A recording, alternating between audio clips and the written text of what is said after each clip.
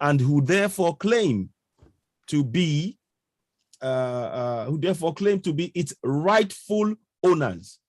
So let's just key in on those words. In general terms, an indigene is a person who belongs to the group of people who were the original inhabitants of a particular place, who therefore claim to be its rightful owners. So that is the context in which an indigene is. So, for example, people of the Middle Belt, of Igbo and Oduduwa people, who were born, whose ancestors were born, came from that land, they are rightful owners of the land that is Oduduwa, Igbo, and Middle Belt. So the same cannot be said for the Fulanis, because here is a key difference that we have to first understand. Firstly, the history, they're very, very clever. Let me see if I can show. I wish I could show this on here, but I don't think I can. Okay, so now, what I can say to you is that the Fulanis, they didn't show up in any area in that contraption we call Nigeria until the 19th century. Please, I want you to remember that. Can you hear me, Jane? Are you hearing me? Yes. Okay, good. So let me just make this. I want to make it. Let me just quickly. Okay. Right. Okay. So now, the Fulanis did not show up anywhere. They did not show up anywhere in that area until the 19th century. In fact, this is where they come from. Let me show you. I'll see if I can show some. I'll show a map on here. They come from a place called Futajalon in Guinea. So the ancestors of the man that they call Usman Dan Fodio, his direct ancestors come from Futajalon in Guinea. That's where they come from. And the first time we heard about anything to do with Fulanis was in the 19th century, when the parents of Usman Dan Fodio made their way down. They were traveling around, ended up in Chokoto, I believe it is. And that was where you first, and there they gave birth to their son called Usman Dan Fodio. So it is very, very important that that point is emphasized. And we have to re-emphasize that point. Because many of us, through the lack of history in our schools, we often don't get told this real story. The reality is, let me bring this here. Those of you watching on Facebook, you will see it. The reality is, at the beginning of the 19th century, Sheikh Usman Dan Fodio led a successful jihad against the Hausa kingdom. So you know that he was after his parents had given birth to him, and he grew up in Hausa land. That was when he came about to we now call, that was the first time we heard about Fulanis. So they are not indigenes. And remember what I said about indigenes? Let's go back to the terminology. It says here, indigene is a person who belongs to the group of people who were the original inhabitants of a particular place and who therefore claim to be its rightful owners. So on that basis, it cannot be said in any way, shape, or form that the Fulanis are indigenous to Nigeria. The first time we heard about the Fulanis was the 19th century. That is an undisputed fact. So that we need to put before everybody. Yeah, you're talking about the 18th or the 19th. I think they came in the latter part of the 1700s, right? Which is kind of 1700, yes. Yeah, 1700. But according to what they even put on Google, because I know they're changing that all the time, they said 19th century. Let's even give them that. Let's even give them that. Let's give them, because I'm not saying this myself alone. I'm just going by what they said here. But you're right. So let's say 17th, let's say 18th. But one thing is for sure, that the indigenous people have been there far longer before any Fulani came to our shores. And the Fulanis come from, I keep reminding everybody, The map is there. It says Futajalon. That's what you see on the screen. Those of you who are watching on Facebook right now, that's where they come from. That's circled area. So they migrated, but that does not make them indigenous. They are not indigenous to our parts, period. We need to just put that to bed right there. Now, the next thing is, we were talking about citizenship and how they got into the Constitution. Now, there is something that I'm going to read to you here. Jean, I think it's something you sent to me earlier on. Is that correct as well? Section 25 of the Nigerian Constitution, yeah? Right, so, right. There is the concept, the section 25 of the that's correct. I've got it here. Yeah. So I'm going to quickly just do something. I want to get the one that's also within the book, but I'll read this one. Yeah, I just want to be sure that you have all the words in that one. Yeah, I'm gonna get it. I've got another place I can get it because it's shielded somewhere, but I can get it up quickly in another way. So that will be no problem at all. It will come up in just a second now. I'm just working on it. So let's bring that back up here. 1 second. Paste. So now we put that there. So we go to 25 of the Constitution, and you will understand now where the trickery is. So it's very important for all of us to know, without a shadow of a doubt. We've now given you the definition of an indigene. The Fulanis simply do not qualify. They simply do not qualify. And that is really important for us to emphasize. Now, okay, so now it says section, and we're going to section 25 now. Every Nigerian born in Nigeria before the date of independence, either whose parents or any of whose grandparents belong to a community indigenous to Nigeria. So that's A. So 25A, I'm going to read that again slowly. Every person in Nigeria born before the date of independence, either of whose parents or any of whose grandparents belongs to or belong to a community indigenous to Nigeria. That's A. Provided that a person shall not become a citizen of Nigeria by virtue of this section if neither of his parents nor any of his grandparents was born in Nigeria. So that's A. B, every person born in Nigeria after the date of independence, i.e. 1960, either of whose parents or any of whose grandparents is a citizen of Nigeria. And, okay, so give an example now. Somebody who is a Fulani, if one of their parents was a Hausa, then they can claim, but only in that instance. That doesn't mean that all Fulanis are. Very, very important point to make at that point. Do you agree with me, Jean? Do you agree with what I'm saying there? Well, yes, to some extent, I would say that is correct. Is that okay. But the point is, I mean, if they I'm just trying to even right. So if they have Hausa parentage, yes, right? If they had any, then they may be, but they have to establish that. The point is that they have to have an indigenous parent in that mix, however that mix is. And if they are not, they should not. So the idea of people coming in, for example, when Bala Mohammed says for the people to come in and suddenly they're allowed to be Nigerians, that is not indigenous in any way, shape, or form. That's what I'm trying to get at. So and it's not citizenship either. Exactly. So every person citizenship it also has its own requirements. So we can safely say they're neither indigenous. They're not. Nor are they citizens if they're not.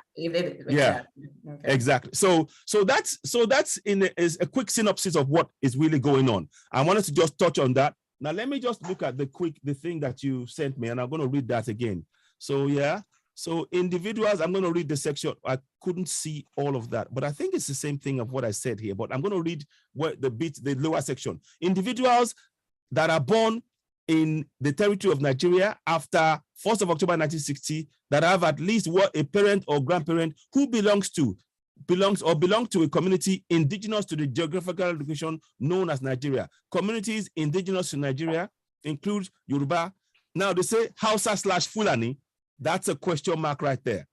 Igbo, Kanuri, Eric, Urobo, Kanuri, Eric, Ibibio, Icherikiri, and many others.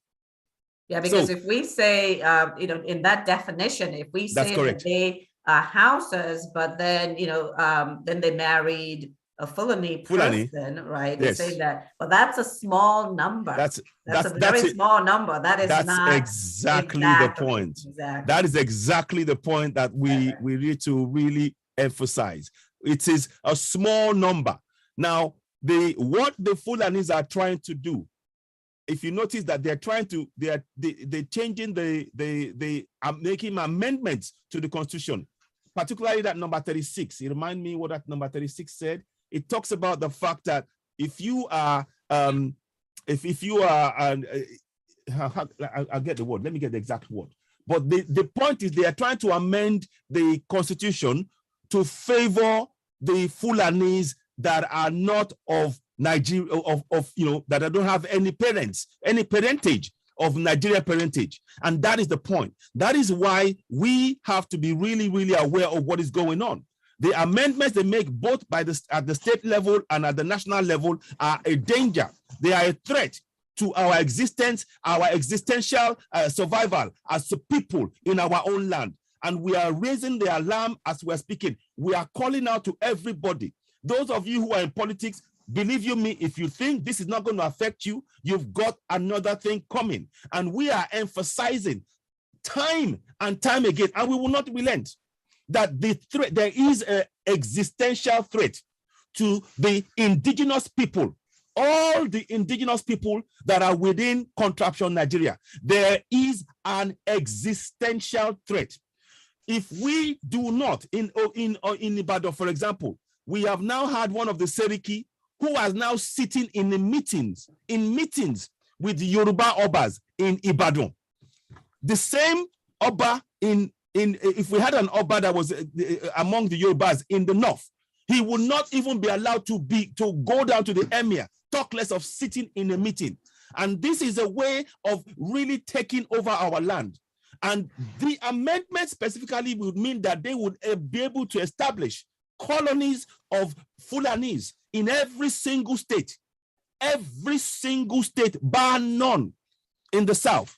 Are you following me? I hope we all understand. This is a serious threat to our existence as a people, as Igbos, as Middle Belt, as Ishekiris, as all Southerners. We are under threat. Not only are they coming with guns and attacking us and bringing in the terrorists and allowing them to come in, but they are also using amendments within that fraudulent AKA 24, also known as Decree 24. Promulgation Decree number 24 of 1999. They're using that to now completely take our land over.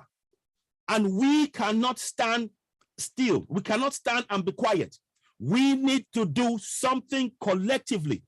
And I am calling on everybody, be it if you're in Ninas, be it if you're Biafra, be it if you're Igbo, if whatever you want to call yourself, if you're a Southerner, this is a threat. There is something more I want to add to this. Not only are they having guns, but the minute these people are able to speak our language, once they say they utter a word of your language, of your indigenous language, the amendment allows them to be known as coming from that area. I hope we all understand. This is, look, put everything, all your disagreements that you may have as Southerners among yourselves, put it to one side. Because if we do not deal with this, what will happen is now they've given the people from Mali, from Guinea, from all over, they will come in and they will get a right. They will be given citizenship by dint of the fact that they know one word or two. And why do you have that video, the Bauchi governor video? Let's have a look. Yes. I don't know if I could. I have it, but I tried to share, but I cannot go into the sharing. I think it's been disabled. I'm not quite sure. So I couldn't go into it. Let's see. So, but you see if you can play your end. I have it. Gonna have multiple. See. Yeah, go ahead and keep talking. Let me see. So now the Bauchi governor, Bala Mohammed, stated that a Fulani man can be a Bayelsan because he speaks Bayelsan. But can a Bayelsan be a Fulani? I ask you. Thank you. Can That's a great question. Can he be a Fulani? Can a Yoruba man be a Fulani? Can an Igbo man be a Fulani? Because Governor Bala Mohammed with his own mouth said, a Fulani man from the hills of Cameroon or whatever, Futajalon, Guinea, whatever it comes from, when it comes in, they are all over Africa. All over Africa. They can be, they are taking them in. And he said, the words he said were, we will accommodate them. We are already accommodating them. Thank you. And what you see, when they say they're accommodating, that means the government have provided 80% budget of the budget needed for these people to come in without any consultation with we the people. And yet we have no, in a nation, let me give you how bad this is. We need 80,000 megawatts of electricity. The government cannot provide funds for that, but they can provide funds to allow Fulanis to come from all over Africa and take our land and become indigenous people to take our land. So this is a real concern. We'll try and get the video up at some point, and at any point we can bring that video on live once we get it up and running. But I want us to know that this issue about indigenes is central to our right, our claim to going for self-determination, because the people who are imposing one Nigeria on us, they are non-indigenous. They are non-indigenous. Minister of Education, Fulani. Customs, Fulani. Army, Fulani. Air Force, Air Force, Fulani. Minister of Information, Fulani. Oh, look, wherever you go, Port Authority, Fulani. These are the, okay, so the video is going to come up. So we need to really, the video is coming up now. Can you make it a full screen like you? Go ahead. I'm trying to make sure that I can get the volume. So listen, what we are saying, the Fulanis are not indigenous. Now, the percentage that would have married into the Fulani, into houses would be small. Here we go. Mr. Bala Mohammed, the governor of Bauchi State. Thank you for coming on this morning. Can you hear the? We can hear it. We can hear it. Yes. National livestock transformation. We understand. Yes, NEC decided upon it. They came to that decision. They agreed among themselves. The modality is how it needs to work. But help us understand this. First of all, has your state? You're not one of the pilot states, are you? No, we are not one of the pilots, but having seen that we are in that part of the savannah in Nigeria, and of course we have most of the pastoralists in our state, we indicated our intention or our interest in the program because we believe some of the mistrust and suspicion surrounding the very nice program could be assuaged, and of course we will participate in a manner that will bring the best in terms of global best practice. We are engaging the Netherlands and other countries to come and help us do this in a manner that at least it will boost our economy. We have so many reserve land and we have so many forests that are not being used. Some of them are even being used by criminals, hooligans and charlatans, where some aspect of criminality has been provided by that forest that is called Lamepura Forest and the Yankari precincts. So outside the agitation or advocacy of the environmentalists and those that are more concerned with the fauna and flora, we'll be able to provide a salutary effect to the country because we have over 3,000 square kilometers of land that is in the savannah, in a lush vegetation that can be used for this kind of program, even to serve the nation. And while we're doing it as the federal government has conceived it, we want it to be private sector driven, and we'll bring those who are more familiar with it. Okay, if you say, because I mean, everybody, we want to see that this killings end and there's peace, and then people go about their businesses peacefully. Everybody wants to see that. But when you say that you want it to be private sector led, we understand that the government is going to provide 80% of the funding, the state to provide 20%, and then provide the land. Yeah. How is that going to be private sector led? The government not Did really you hear that? for that purpose up to this moment, but we don't know since we have not been admitted into the program. But certainly we have been working very hard to see that because our people are mostly transhumans, and that we have this vision to create an economic nucleus around livestock, and of course, almost all the value chain that we can get around livestock, the blood, the horn, the skin, and of course, we will try more to cultivate that culture in our people, while at the same time bringing the Fulanis in one fold and try to arrest the traditional practice of moving from one place to the other. And that is very big, an uphill task. But I think we can communicate with them more, because to them, they don't have borders from Cameroon to Nigeria. But that's the thing, Excellency. How do we ensure that those who will be participating in this federal government largely funded program will be Nigerians? In terms of the funding? No, in terms of the operations. This is to bring in Fulanis together. The issue of misconception, I said there is a lot of mistrust and misconception with regards to the Fulani man. The Fulani man is a global or an African person. He moves from the Gambia, from Senegal. I'm sorry, I'm laughing. He's just a Fulani man. It's not funny. As a person, I may have my relations in the Cameroon, but they are also Fulani men. I have relations because from the maternal side, I'm a Fulani man. And that's why we want to educate people. A Fulani man sees himself as a Bayelsa, as somebody coming from the Niger Delta, because he speaks the Niger Delta language, which you and I don't. And of course, we would have to just take this as part of our just take this. We have to. Just take it. Yes. And that we cannot just cross the border and say the Fulani man is just a Nigerian or this. No. In most cases, the crises are precipitated by those outside Nigeria. Fulanis outside Nigeria. It is not the Fulani man within Nigeria that causes it. It is that culture of getting revenge, which is embedded in the tradition of the Fulani man. It attracts appraisal from all over the If I understand, does that mean that those Fulani men who are maybe domiciled in other countries who move around, they can come into the country and this plan will accommodate them as well? Yes, that's what we want to do. But it has to be done through sensitization. Telling them you have to buy in the project. They're going to beg them to come take our money. Yeah. Crazy. From the mistrust, crazy. The whole system of transhumance or pastoralism is criminalized.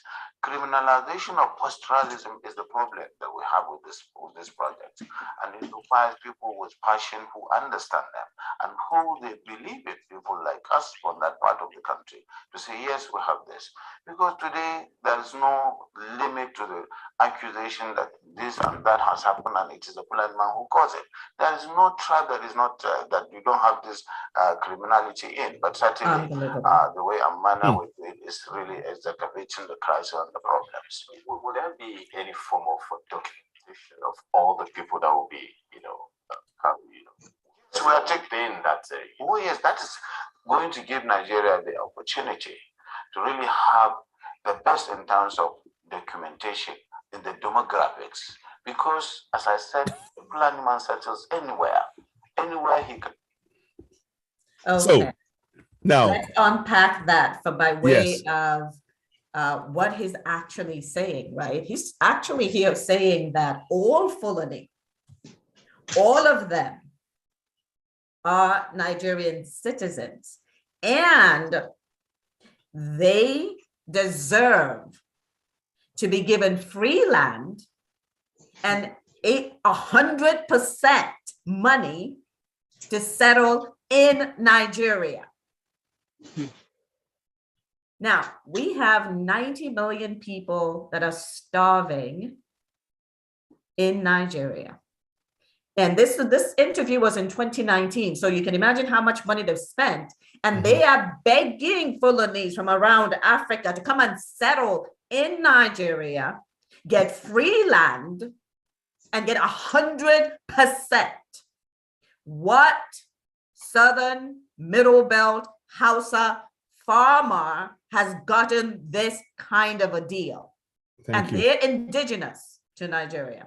So, but we just want you guys to really pay attention to what's going on, okay? Because when you see in the Constitution, an indigene has been kind of changed a bit. And then in the amendments, they're now moving on to state. Exactly. Now they want to put colonies, Fulani colonies. Yeah.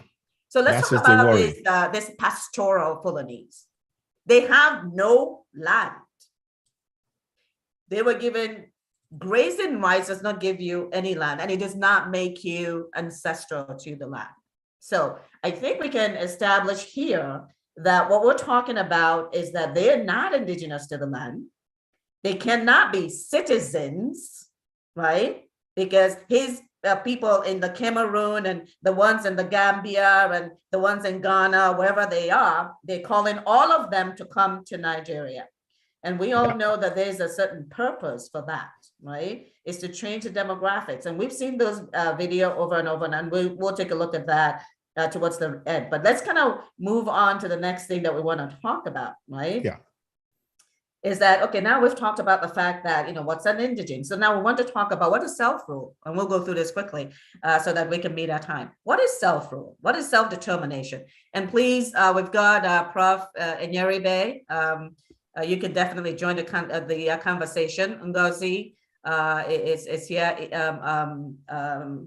Aldu, you're on as well. Any of you can join the conversation. What is self-determination? Let's talk about it. I mean, like, everyone is clamoring. We want self-determination. We want self-determination. What does that mean? Well, when you look at the definition of self-determination, self-governance, so governing yourself, there's certain things that have to be in place, right? One of the things is that you have the right to determine who your leader is, your president is.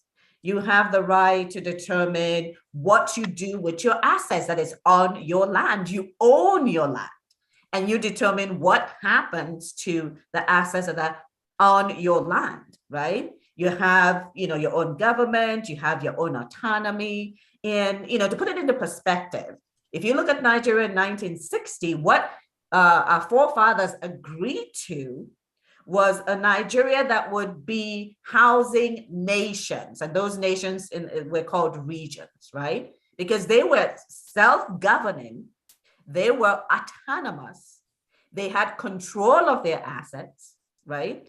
They had control of their revenues and contributed a small amount to the center. The center was not meant to be the all-consuming, it was a small center, while each of the regions / nations controlled what happened to them, okay? So that's what self-governing themselves mean, right? But then when we look into what's going on in Nigeria, in unitary Nigeria, right? Because we went from military, and then they took Military Decree 24 and put it in as the Constitution of Nigeria, which is fraudulent because we did not agree to it. But as we are seeing, indeed, under that, it took away self-governance, because everything was now pulled into, quote unquote, the federal government.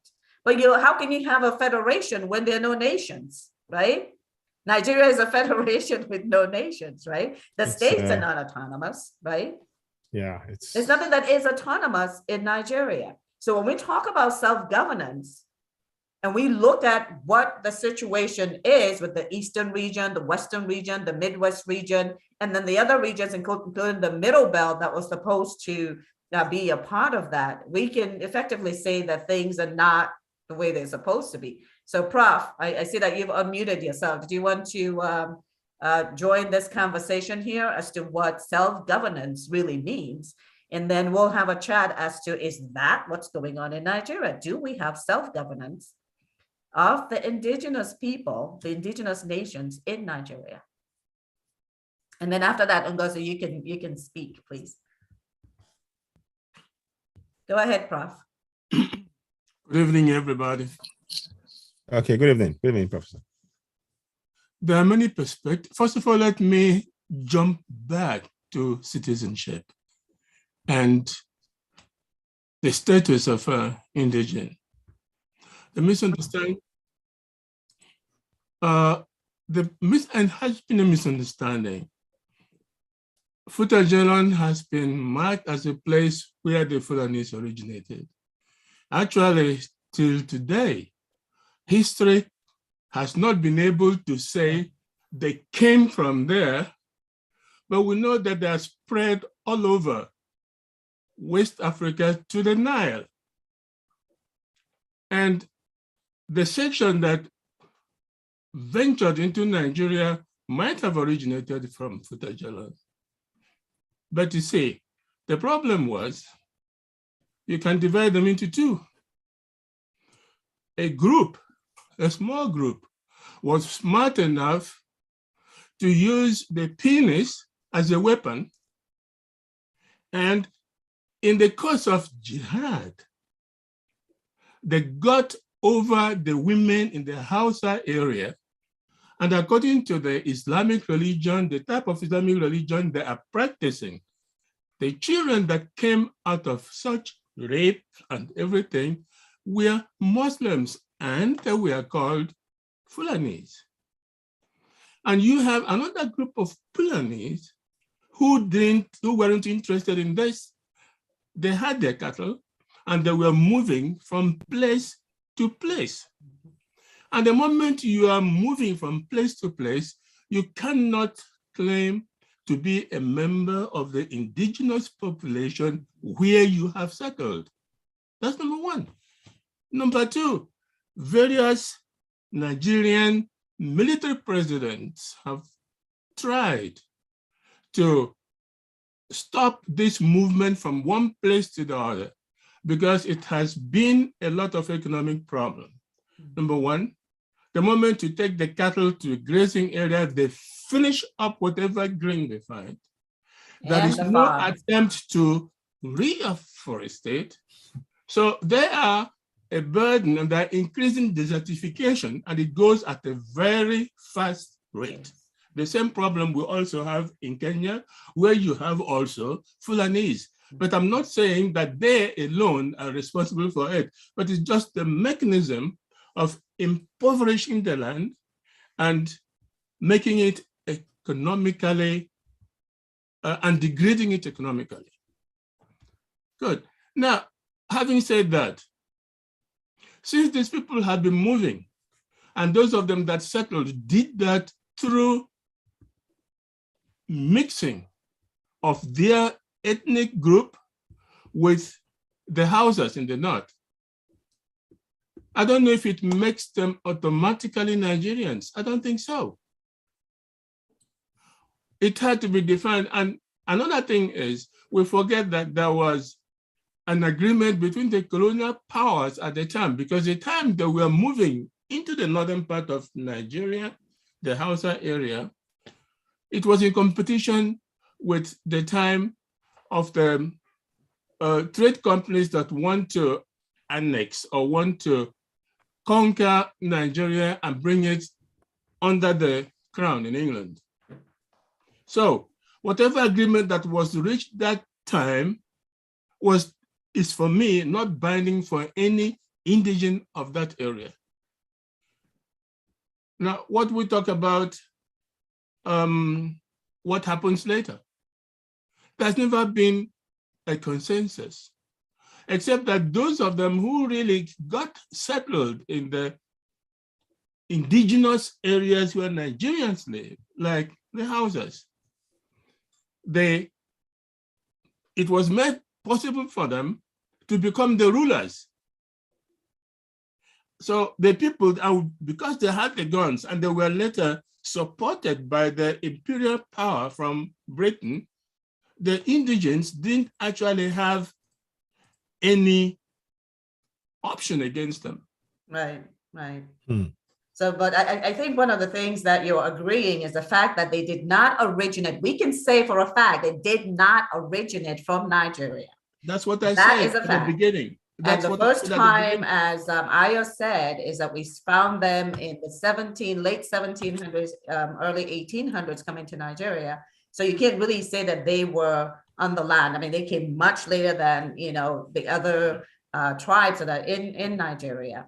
And the number that we're talking about that are the, quote unquote, Hausa Fulanese, which is, the way that they describe it and trying to get themselves into, is they put in it as Hausa or Fulani. No, there's no Fulani that is ancestral to the land. And now, so I'll let some other people talk. Ngozi, what do you, what do you say about, this self-governance that we're talking about? or citizenship or in indigenous, because we have to kind of move on.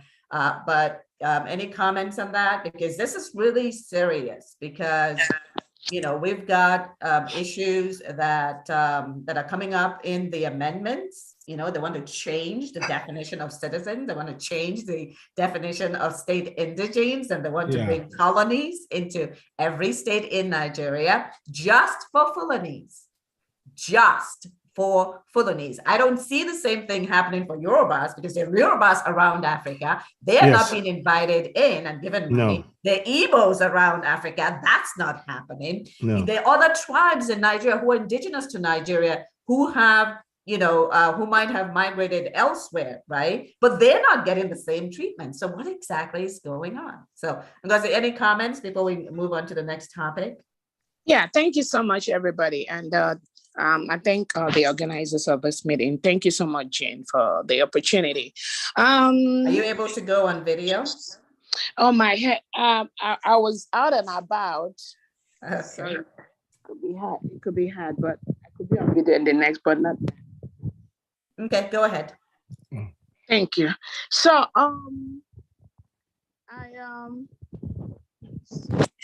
if you can see my face a little, can you see my face? I'm in a dark place. You're in the dark. It's fine. It's okay. That's fine. Don't worry. Don't worry. Yeah, that's okay. Go ahead. Okay, that's fine. So, one area that I really want to address this issue from is, I just want everybody on this line to know that for Nigeria to be a member of the OIC, which is the Islamic organization for the group that Buhari just gave I know he gave Afghanistan $1 million, and some people don't just even know the genesis of how that come. For Nigeria to be a member of OIC, one of the criteria for a country or leadership to be a member of OIC is, you're going to sign it, you must overwhelmingly support the agenda for Islamization. Yes, absolutely. It is one of the major conditions to be a member country of OIC. When Nigeria leaders signed up to be members of the OIC, those conditions were clearly spelled out to promote Islam all over the world. Yeah. And when I say promote Islam, it's not just mere 20, 30%, 40% promotion. It's at least over 75 promotion of Islamization. That is one of the conditions to be a member of OIC, which Nigeria is. Yeah. So some of the things some of us are talking about now, discussing about, a lot of people have seen that long time ago. The leaders of Nigeria, which is mostly Fulanese, have taken Nigeria to that point where that thing they signed, they must continue to maintain and prosper and flourish that. Regardless of what they come back to Nigeria and tell the House of Rep members, or what they come back to Nigeria to tell other Nigerians, some know, majority may not know. But the point is that, but the point is that some people, those leaders, it doesn't have to be president of a country, those that really know where Nigeria is heading to and what these Fulanese have gotten Nigeria going into, has known that there is no turning back. They will continue to propagate agendas, programs to make sure that these other Islams are settled all over the world, all over Nigeria. So, all over West Africa. All over West Africa, even abroad, all over. They are promoting those agenda. So it is left for the indigenes, as you're saying right now, to find ways that is okay for them to protect their land, to protect their environment. And their freedom. How each group of Nigerians go about that should be their own thought out agenda, how they want to map it out. But I believe that in all parts of Nigeria, there are leaders that already know about this, and they are talking about this, and they are discussing ways to make sure that the Fulani agenda doesn't happen in Nigeria. So I strongly believe eventually that when the Southerners, Middle Belt, even some houses come together. Well, the houses, yeah, absolutely, the houses. Absolutely. Yes, come together and resist. The word in Nigeria right now is resistance. As far as those programs and projects is already in full swing. Buhari can never stop that. Nobody. The leaders, they can't do anything. Those that know, they can, all they can say, okay, let's support it and see where we go. Let me ask this question, right? Why can't Nigeria be pulled out of the Organization of Islamic Countries when it is supposed to be a non-secular country? And why is Sharia law in the northern states?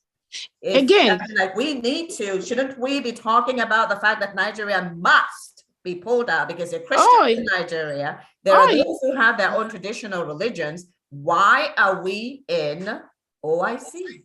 Okay, so these things have been, Nigerians have been talking about this thing for the past maybe 10, 20 years, I'm telling you. So what are the politicians from the South doing, the middle belt of the South? What are they doing about it? Again, 98% of Nigerian politicians, they all have the same agenda. Let me tell you one thing. These issues have been talked about. These issues have been discussed. Do you know how many Nigerian military has been murdered by the Fulanese just because they present opposite views to what is going on in Nigeria? There has been a systemic overthrow of Nigeria by the Fulanese for the past, let me say, 60, 70 years. Absolutely. That systemic overthrow cannot just happen overnight and somebody just came up and say, oh, I want this changed. Because the person that is in charge of, like somebody said earlier here, the military, the defense, the communication, everywhere, is the same cartel. They're all over. At the end of the day, the buck stops at the end of either the minister, the governor. So there's only so much that opposing views can do. So I believe at the end of the day, like I said, each region must find ways to start implementing, start talking, doing things that will make them protect their region. I think the way where Nigeria is now, we are going more into action. So, I mean, discussing is okay.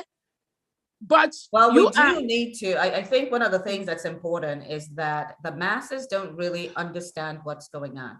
And so that's why it's important for us to educate them, because once the masses actually understand what's going on, especially the fact that, we're talking about the OIC, even the multinational joint team is all Fulani, is all Islamic nations. There are no Christian nations in there. And we're expecting them to combat the jihadists. Yeah, you're right. Education is very important, Jill, like you said. Education is good.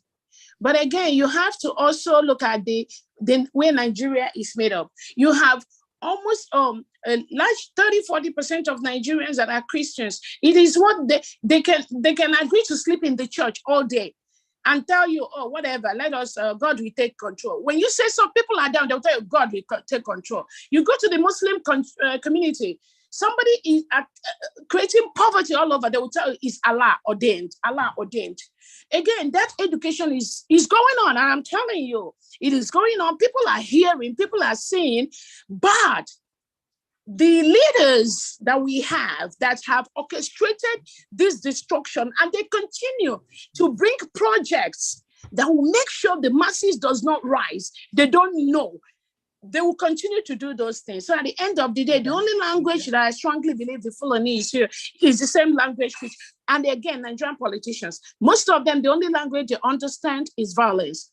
Because what they do, they are violently killing innocent Nigerians, either by starvation, by poverty, like not going to school. Yeah, poverty for sure. Yeah. Poverty. Economically, psychologically, physically, all of it. Exactly, not health, not electricity. Yeah. So they continuously, when people make noise, they will flash like 30,000 to them, make some noise, give them motorbikes, dash some of them car, and they go back have their meetings, having their parties, and discussing ways to continue the impoverishment. So so what is going to happen, and until they meet what they know, because they don't, I'm telling you, when NSAS happened, people didn't know. But I think the next, if Nigeria survived 2023, then but people know. Okay. People know. Okay. Thank you so much. If we can kind of focus on the self-determination we're talking about, right? We talked about the fact that they have to have charge of their assets, but in that 1999 Constitution, which is, AKA Military Decree 24. I want to make sure that people understand that that's not a real constitution. It has taken all the assets of all the indigenous people and put it in the federal government, another 68 item exclusion list, and then another 30 semi-exclusion list. Exactly. So, and the other thing that they have done is like the oil belongs to Nigeria, but Zamfara gold belongs to controlled by the Fulani in the north belongs to Zamfara. These are things that we're seeing. So, having charge of our assets. In addition to that, and obviously everybody is aware of the fact that there are no refineries in the south where there is the oil, but there's a refinery in Kaduna, and they made an agreement with the Niger Republic. Oil is in the south, but there's no refinery in the south, right? Okay. And then we have in the Constitution, this federation account. This is how money is divided that's coming from the assets. And I know we've talked about this before, but it bears repeating, because we're talking about, do we have self, governance, that's the indigenous people. And that federation accounts, it has 3 criteria for divvying up the assets, the revenue that comes from it. One is land size. I think everyone could make that leap. You can see the size in the far north, where that is Fulani dominated, and part of the middle belt too, because the far north also has domination into half of the middle belt, right? So land size, okay, so that favors them. Local government areas. We've talked about this before. We have. Right? We've talked about that. And we talked about Lagos started with 20, Kano started with 20. Now, Lagos still has 20, but Kano and Jigawa, which used to be the old Kano, now has 71. So Lagos is still at 20. Kano and Jigawa are at 71. And that's one of the criteria, local government areas. Then the last one that they use is population. And you guys have seen the census, right? The census puts all the numbers up north. So basically, the assets that belong in the middle belt to the south is being divided so that the north, all the criteria favors those that don't own the assets. Now, and now they say that, I mean, like when someone tells you, okay, we're speaking to the international community now. When someone tells you that if people made a decision to give up their assets and get nothing in return and have other people benefit from their assets, that's a very stupid people. And we know Nigerians are not stupid. I'm talking about indigenous Nigerians, right? We are one of the smartest people on this planet.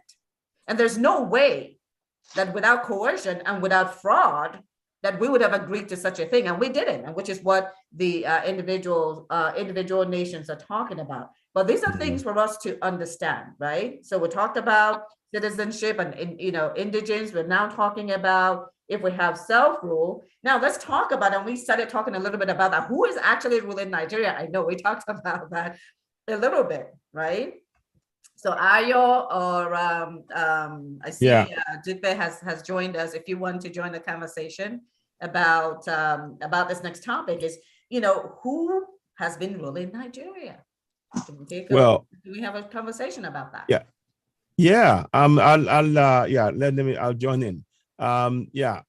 For me, it is clear the people who has been ruling that place are none other than Fulanis by way of oppression, suppression, coercion, and the coups, barring the first coup, has been a way to continue to press the reset button to promote their agenda of the suppression of the South and to continue the draining of the resources, the land, the quota system, everything.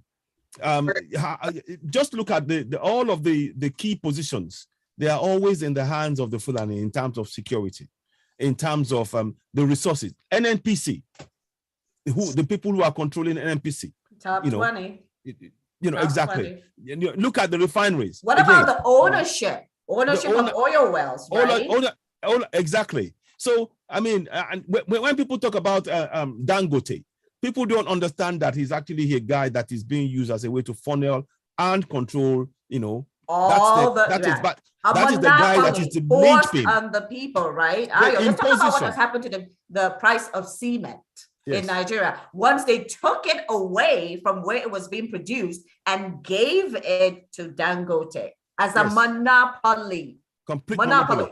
Okay. Complete monopoly. What has happened to the price of cement in Nigeria? It's gone through the roof. But outside of Nigeria, it's cheaper. Thank you. You're better off importing cement. Exactly. Than actually using the one that we locally produce because they artificially inflated the price to suppress us. Right. Because there was Benue Cement, right? That was run by the Benue state that got closed down and given to Dangote. And now that factory is abandoned. Just like the refinery in the South is abandoned. And everything is pushing up to the people that don't own the assets, right? So when we talk about who's ruling Nigeria, when you go back and look at, whether it's the military or whether you look at what's in place currently and the fact that Buhari is a Fulani, right? Mm-hmm. And, you really start to ask the question about, when are the Indigenous going to actually, have some self-governance? Stephen, you're welcome. You can join us in the conversation. So I'm going to pull back. So you go ahead. Please let others join in the conversation. So Stephen, go ahead and unmute. Thank you.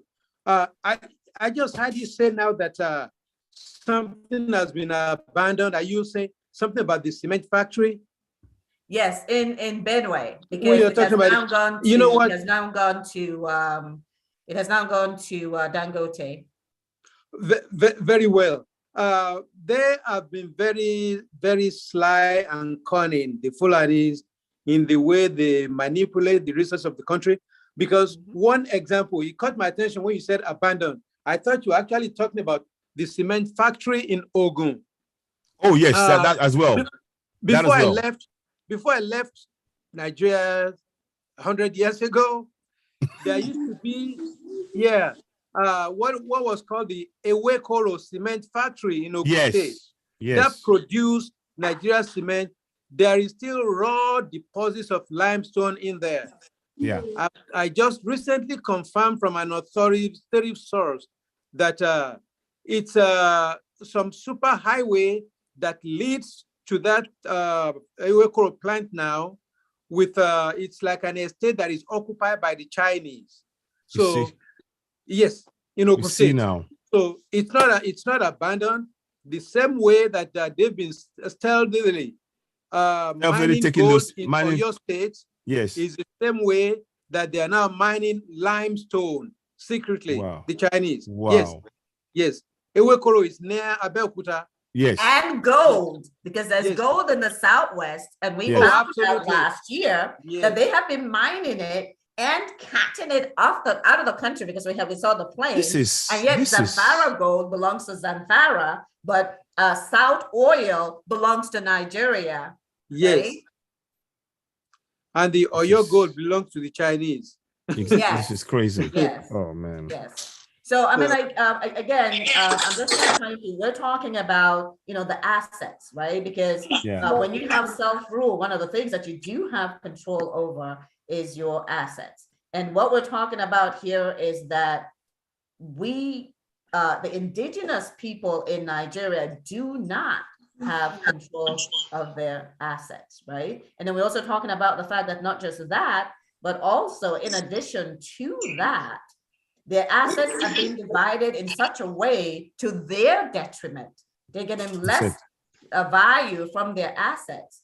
And then on top of that, monopolies have been created for those that are in the Fulani, like Dangote, the richest man in the world, where 90 million people are starving to death, partly because his cement prices are so high. And it's not just cement, he's got rice and several other products where they have given him the monopoly. Complete monopoly. Given him the monopoly. Okay. So when we talk about who has been ruling Nigeria, Dupe, do you have that link that shows the ministries and who's on top of that ministries?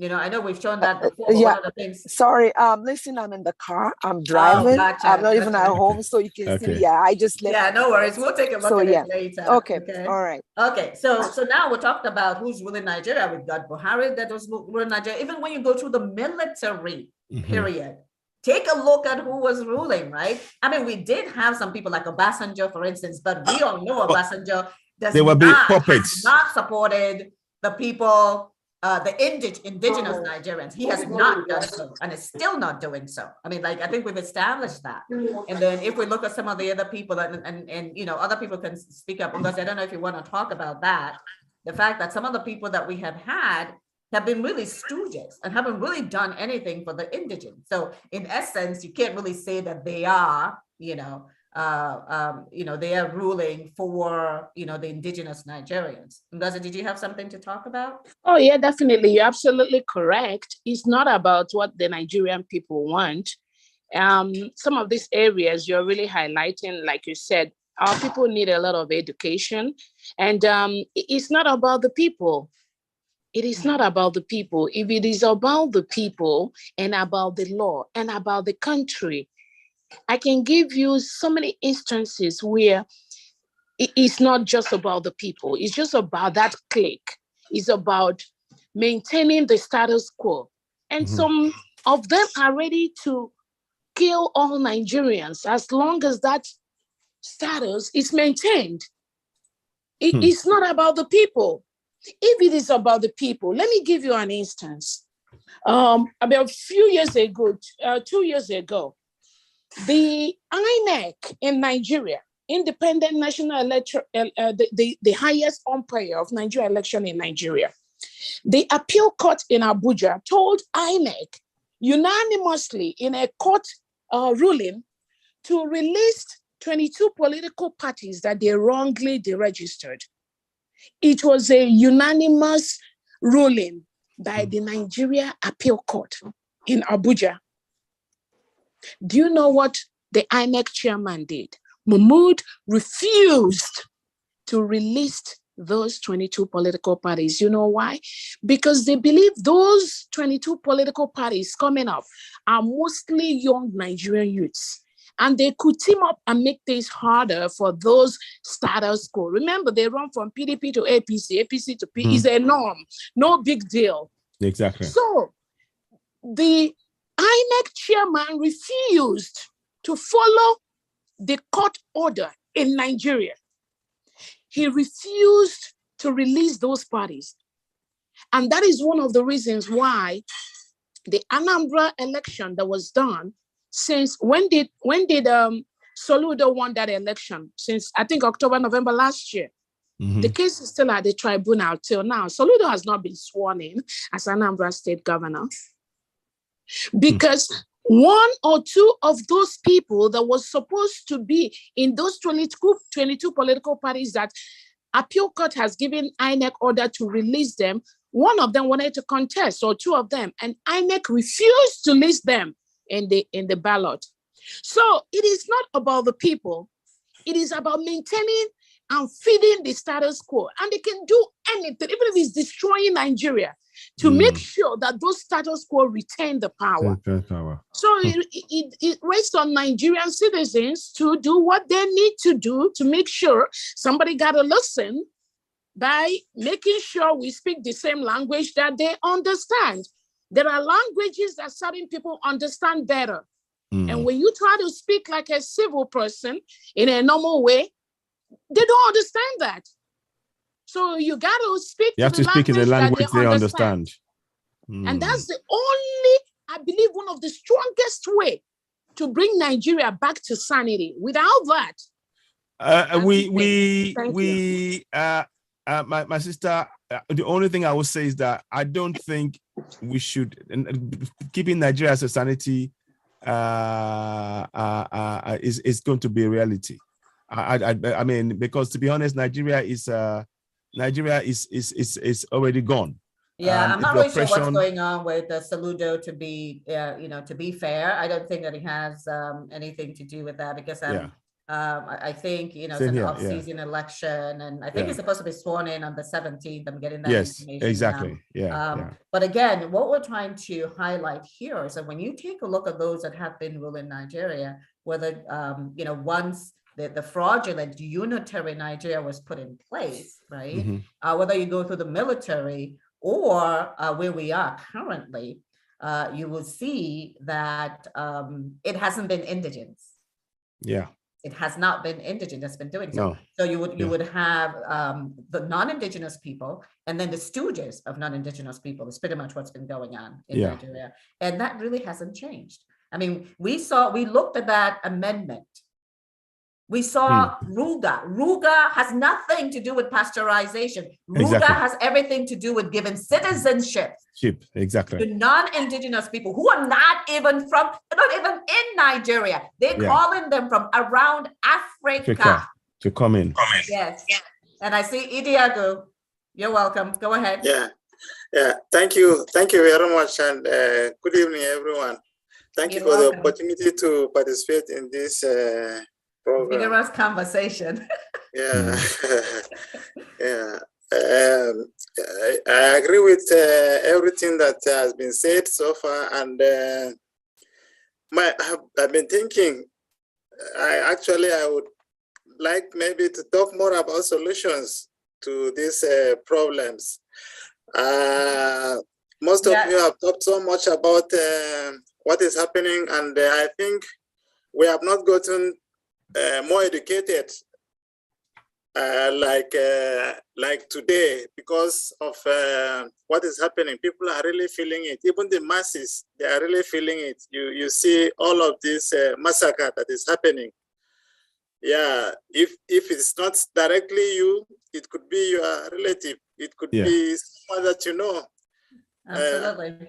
And irrespective of why it is happening, I mean, we have human hearts. So why don't we think about what actually are these guys really so smart in such a way that all of us in this country called Nigeria, from the middle belt to the south, are they so smart to outdo us like this completely, that we cannot even do anything on our own?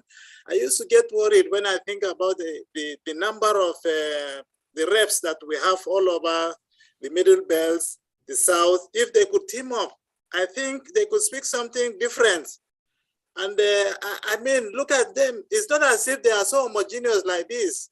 I mean, the Fulanis are not really so homogeneous like this in such a way that maybe they all over the West Africa, they are one. They may not be so homogeneous like this, but how is it that they like themselves like this? They treat themselves as one, and they work for the same agenda. And we here, I mean, like in the Middle Belt, I tell you, in the Middle Belt, you hardly go to a place and you think maybe, like, for example, I'm from Gombe. I mean, I relate very well with people in Plateau, people in Bauchi, Southern Borno, Southern Yobe. I relate very well. We speak, and I mean, we do things in a way that you cannot even differentiate who is this and who is that. What is it that is not really bringing us together in such a way that we can really speak in one voice, so that we can really get this kind of freedom that we desire, where there is rule of law, where there is justice, where there is freedom, where you can do things On your own land, you can cultivate whatever you want to cultivate without any problem.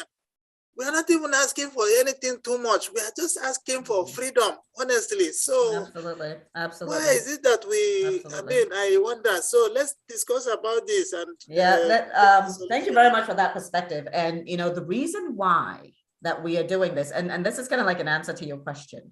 If you have a mass of people that don't understand what's going on, they cannot rise up. Knowledge is power, and power is freedom. Our people still don't know what is actually happening. That's why we're having these educational series. We do talk about, we usually have a takeaway as to the things that we need to do, right? But it is very important because once people understand what's actually going on, they will rise, right? Because we're not just dealing, unfortunately, we're not just dealing with, the Fulanese. There's the British behind them. We know this, right? That's already been exposed. There's a British behind them. So it's not that, the Fulanese are so bright or anything of the nature, right? They've got, maybe not as, many bright people as we do, because, obviously Buhari has not done very well with leading the country, right? I mean, like the poorest marks, however, the masses need to understand, because then they would rise up. And that's why we keep talking about, like these videos that are very clear on what the agenda is. They need to see it in their languages, right? But this also tells them what's happening. You'll be amazed at the number of people, especially young people. Young people did not even know, because they removed that history from the schools. Yeah. They did not even know that we had nations, that those regions were nations, because they were not taught that. And that's a weapon to hold the very much so down.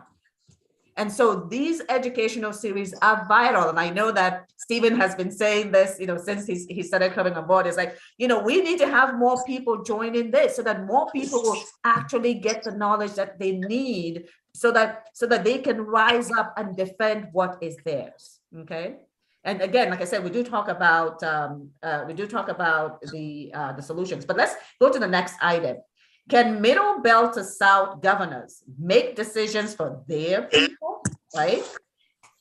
And we can talk about open grazing, Ruga. And, I also can talk about, I don't know if you guys recall, when Southern governors got together and the Northern governors said that they can't do that they can't make any decisions without them there. But the Northern governors meet on a frequent basis without Southern governors, and nobody says anything about that. So the Southern governors, on a rare occasion, now get together, and it's a problem. So let's talk about that. So can middle belt to south governors make decisions for their people? Let's talk about open grazing. Could they make a decision there? What about Ruga? Could they make a decision there? What about the Fulanis who are killing on a daily basis? What about protecting their people? Let's have a discussion about that. I mean, yeah, go ahead.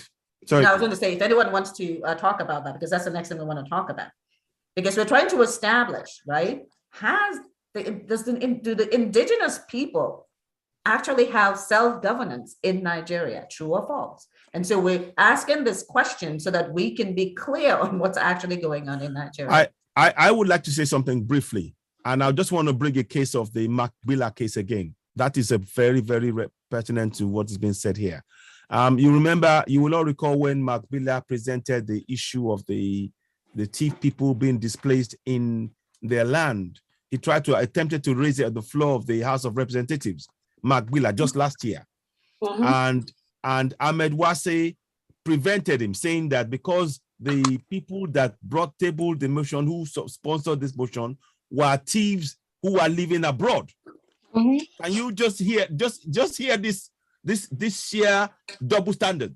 The thieves who are abroad brought concerns, because after all, the thieves who are abroad, they're the ones sending money to their people back home. So when the people are being chased from their land, surely they have a right to raise that concern. Ahmed Wase overruled it. The same Fulani government that is welcoming in Fulani from all over Africa is preventing people, indigenous people, though who are forced to leave their own country to go for a better life somewhere else and help their family, preventing them from tabling emotion. And you tell us we are one nation. That for me is a problem right there. Now, I know Governor Tom is trying to do a few things, and I have to credit to him in trying to talk about, at least about in terms of protecting yourself, defend yourself. Those are the kind of things we need to see more of the Middle Belt and Southern governors to do. Unfortunately, like you say, as soon as they're trying to start having meetings and discussions, the Fulani, the North says, no, you can't do that. No, we don't give you permission. It's like we have to go and seek permission for anything. And this is something that we must challenge. If the indigenous people, we have to reassert our own autonomy. We have to do that. And the best way is the history that we have about our the kingdoms that was in place and the greatness that was there before the Fulanis showed up on our soil. And we do that through the sharing of information, very much like we're doing now. Our people have always, our children have been led to believe that Nigeria has always been. And we need to dispel that falsehood. It is a falsehood. Nigeria was created by colonials in 1899. George Goldie was the guy who brought the Northern and Southern together and did all that. Before that, we had kingdoms. We had African kingdoms. We need to re-emphasize that. To empower, this knowledge is the trigger point that will get the people to begin to reassert themselves. Because right now, as Southerners, we are powerless in our own land. If we are slaves, according to Akintoye says we're slaves in our own land. Exactly, we're slaves in our own land. So I think we need to begin to challenge that narrative. We need to start asserting ourselves. The governors should do the bidding of the people. Now, unfortunately, the governors, again, they are puppets because from what I'm understanding, governors, senators, House of Reps, they have to go and get clearance to be allowed to be participate in any elections. Absolutely. That's a great point, Ayo. So what are we talking about? Where is the autonomy? We can't even select our own people. Where is the autonomy? Not even select their own people that will go for elections. That is the absolute control on the situation. So yeah, I'll stop there. Please. Okay, Stephen, go ahead. Thank you, Jane. I just wanted to ask a question, and I hope somebody can help me. Is it about time that we start addressing the foreign complicity? Yes. The foreign complicity Absolutely. in the Nigeria, especially to the extent that foreign complicity poses a danger to the immediate realization of our self-determination effort. A few minutes ago, while we were talking about who rules Nigeria, we unanimously agree that the Fulanis do, unfortunately. But at the back of my mind, I'm asking myself, are they really ruling Nigeria, or are they ruling Nigeria as proxy for the foreign? Exactly. Yes, as proxy. For the foreign country or countries that are benefiting from the chaos. Yes. Absolutely. I mean, one of the things, and it's not just in West Africa, right? One of the things that came out a few years ago is the role that what France has been doing to the Francophone countries, right? Yeah. They've been taking their revenue. They've been taking the bulk of the revenue from those countries. That's what's going to France to develop France. Yeah. And then they're lending the countries their own money at high interest. This is what France, it wasn't it a few years ago, is it Americana that really blew the lid on that? Yes. So even though that the silence have independence, right? Africa, especially Black Africa, is not independent because its wealth is what's being used to develop the first world countries who now have the audacity to call us shithole countries. Exactly. It is. Yeah. Yeah, if I may just chip in there a little bit. What you said there, Jean, is absolutely is correct, and indeed that is the case. Like my elder said there, it is indeed a case of rulership by ruling by proxy, and we need to address that. But even in that situation, we all know that now. I do not want us. Yes, we need to look at that side of things and focus on it at some point.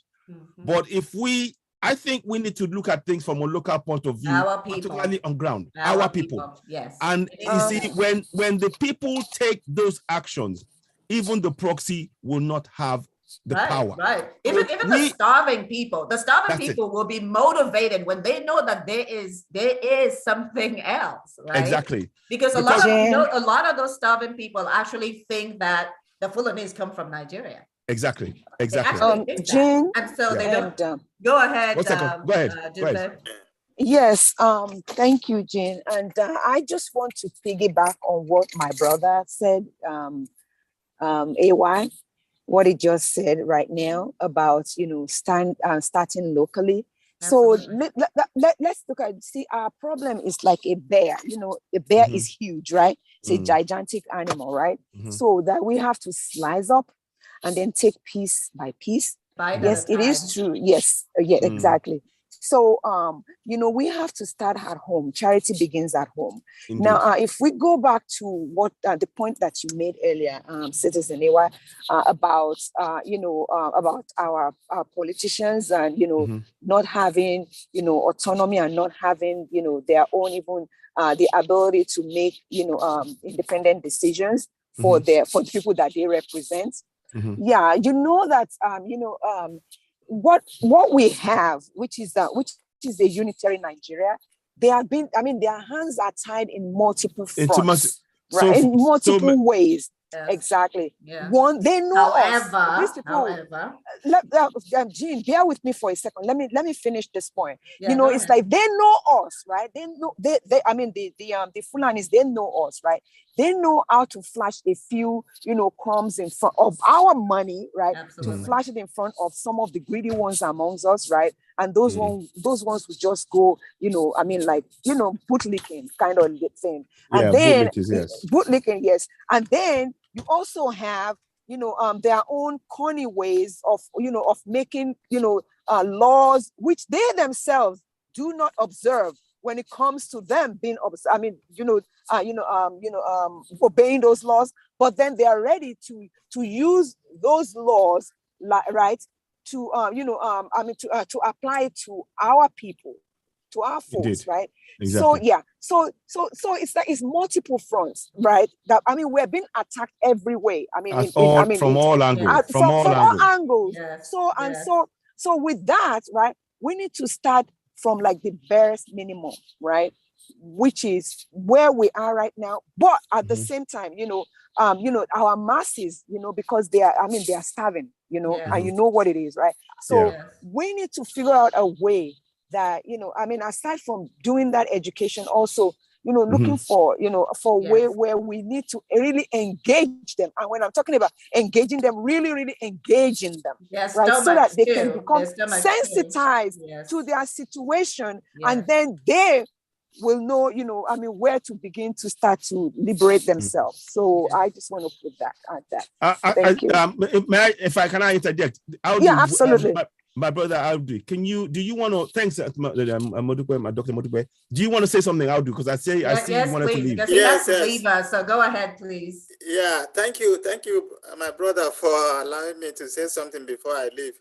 Yeah, just as the last speaker said, I think we need to engage in creating awareness amongst our people, because sometimes I really feel bad that maybe, is it greed? Because we see people that are just stooges in the hands of the caliphate all over, even governors.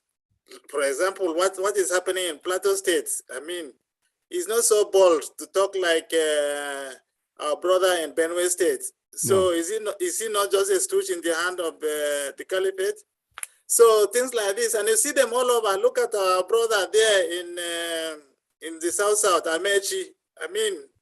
maybe one should not be mentioning names, but look at all these things happening. They are all over. They are placed all over. So I don't know whether it's greed or lack of love for your own people. I don't know.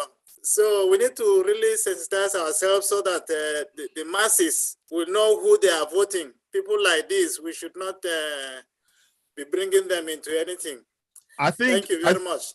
Oh, thank you so much, my brother. Thank you, and thank you for your comments. And if you still want to, if you're still around, please do continue to join us. And if you do want to leave, entirely understandable. And thank you so much for your suggestions, and we all appreciate it.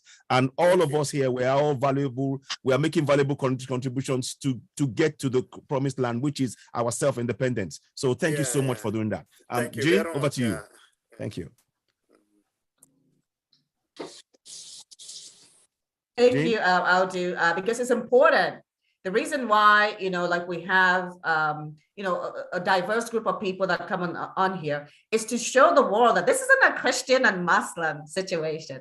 Mm-hmm. That's not the situation. Mm. And it's not an indigenous Nigeria situation either. It isn't, right?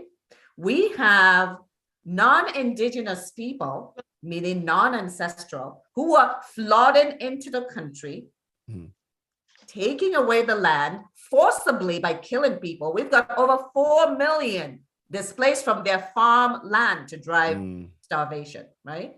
We've got over 400,000 killed already, and killings every day, right? So I want to make it clear that it's not about Muslims and Christians. There is a jihad going on, but there's also the Fulanis wanting to take over land that doesn't belong to them. That's theft. And when you take a look at the Constitution of Nigeria, when you take a look at the amendments, when you take a look at the video, especially that video from Bauchi governor, it lays out their plans, right? And we will take a look at the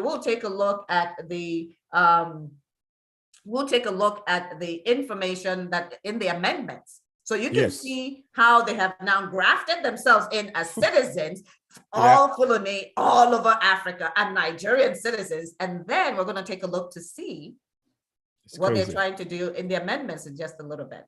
Okay. So we are in a situation where our people need to understand what's going on, and our elected officials need to also understand what's going on and do the right thing, because we saw that video a couple of weeks ago where the lady preacher was talking about reading the letter from the jihadists, saying that they're going to start with those politicians who are betraying their own people. Okay. And Matukwe, if you have that, I'm just getting it. AY. Okay, yeah. I'm just getting in now. No, I'm just getting in now. Oh, okay. So AY. I'll get on my computer. The Amado Bello's statement in Yoruba, and I wanted you to read it today. Yeah, because I think it's important for people to start hearing these things in their own language, especially those who are in the villages, so they understand what's going on. So if you can share that, but I'm not sure that you have that one that's translated, and that's part of what we have to do on the ground, right? 1 second. Right. That's part of what we need to be doing on the ground, is actually putting these videos, putting these statements, especially the headlines, and we're going to look at actually what's going on in Nigeria right now, right? When we're talking about the presidency, et cetera, the next question that we're asking is, can a president come from the middle belt to the south? That's what's coming up. Let's take a look at what Amado Bello has to say, and then we'll go and talk about that, because I think that's going to be a very spirited discussion when we're talking about kind of what's going on, right? So have you found that, AY?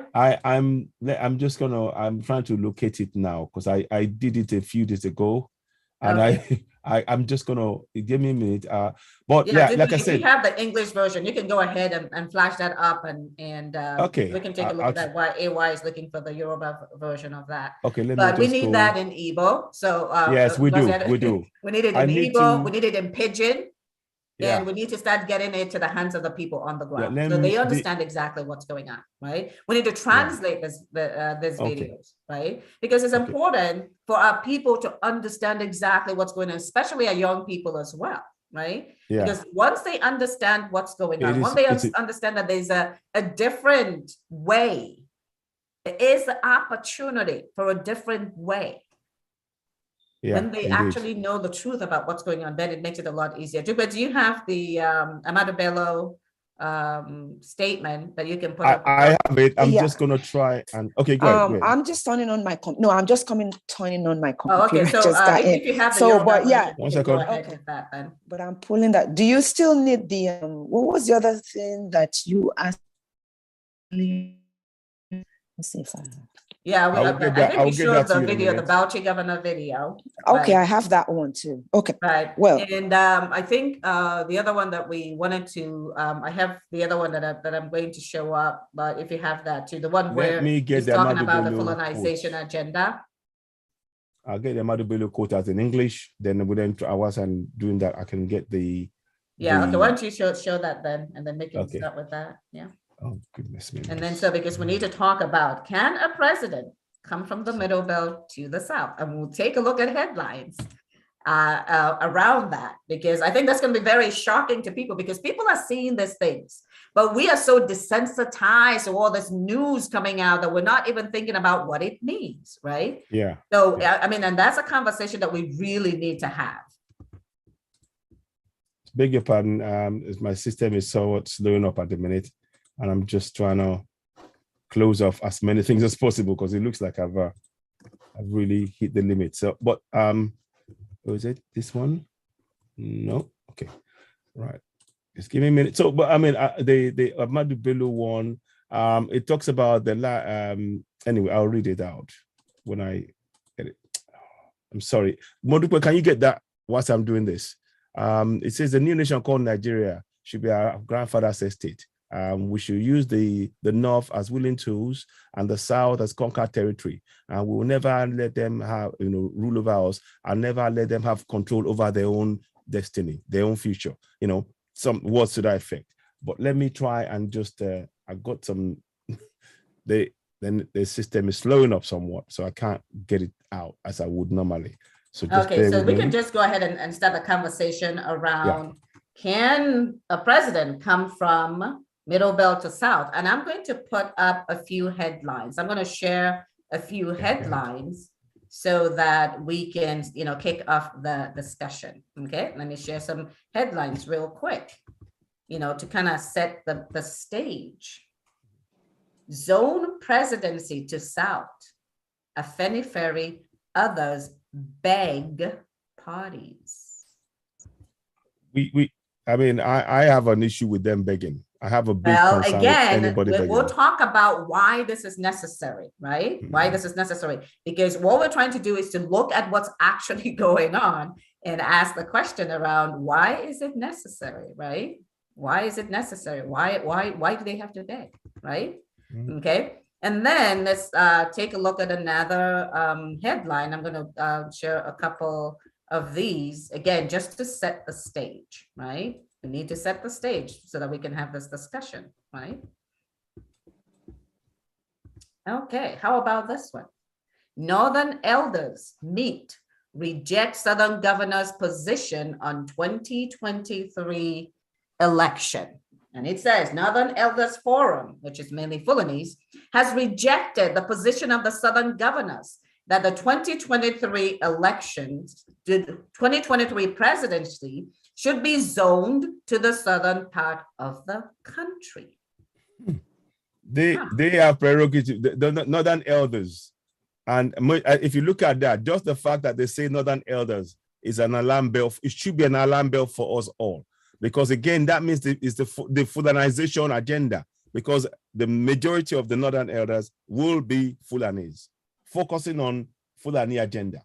And this Northern elders reject power shift to the South, insist the North will continue in 2023. So, question, can a president come from Middle Belt to South without the consent of the Fulani-controlled North? No. And again, it's actually the Fulani-controlled Nigeria, if we're being honest with ourselves. So I'm opening that up to discussion. Ngozi, you are welcome. Yeah, thank you so much, Jean. Again, I think that information, we've seen it several times. And then we've seen, like you pointed out, the Southern governor some time ago met. They had a meeting and they insist on power shift to the South. If not, they will not be part of the 2023 election. And then eventually, some of the Southern governors that were at that meeting that agreed to that, they've been one by one. Yep. And now the Northern elders are saying no power shift. Let me just, again, it's not as if sometimes I talk hyperbolically, because some of these things going on right now, most of us already know it. And when somebody here said, oh, what is the solution? I expected to say, what is the solution? Because it's like we all know the problem already. What is the solution to Nigeria's problem? When you present one of the things that was presented in the 1999 constitutional reform they just did, they talk about restructure. That was, that bill did not pass. Majority of them rejected that. And again, you cannot, personally, you can't blame some of the Southern, Northern, Middle Belt members of the House, because there have been a systemic terrorism approach to really make sure that this change of leadership in Nigeria does not happen by either the number of census, the number of people that we are taking from the northern part of Nigeria, from the northwest, northeast, north central. They make that number. Yes. And they put it there in Nigeria legislature to make it hard to change anything in that constitution without Fulani approval. Thank you now start to ask why. The question, I think, what is the solution? As far as the northern chiefs, northern elders, Buhari and co say, there'll be no power shift. That is very clear. There'll be bloodbath than for them to really allow that move to happen. So what is the solution? That is what I think, what are the whole Nigeria, the rest of, what are we, 2023 is here. What are we gonna do? Because they're not stopping in the plan. They still want to hold on to. Yeah. But our people, right? If the masses are sensitized to this, are they not going to go to the governor's house and ask in Igbo? They'll say, "What are you doing?" Right? And in Yoruba, what's that in Yoruba? Ayo, AY. Yes. Say that again, please. Sorry. Where they're going to the governors and asking them, what are they doing about the fact that we cannot have a southern presidency, and the North is rejecting it. The president is rejecting it. The parties are rejecting it. So what they will say is, so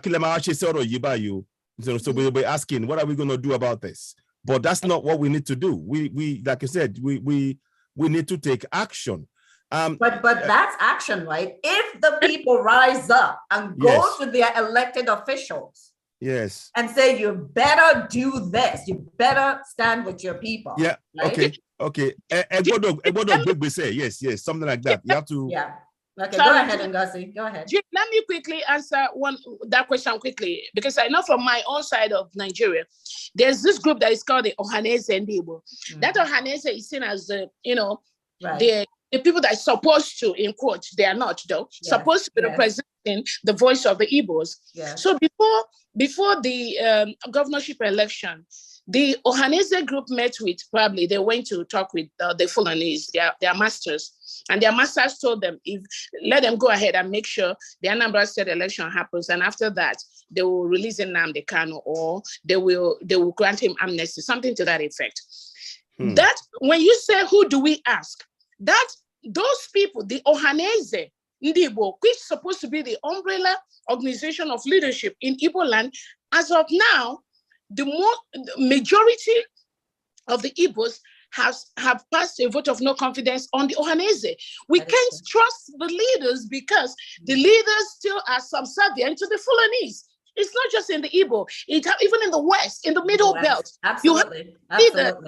Those leaders we are waiting for. I'm not even talking about House of Representatives or House of Senate men. Those are just gone. When you say a group is gone, they are gone. There's nothing they just need to organize one party in Dubai.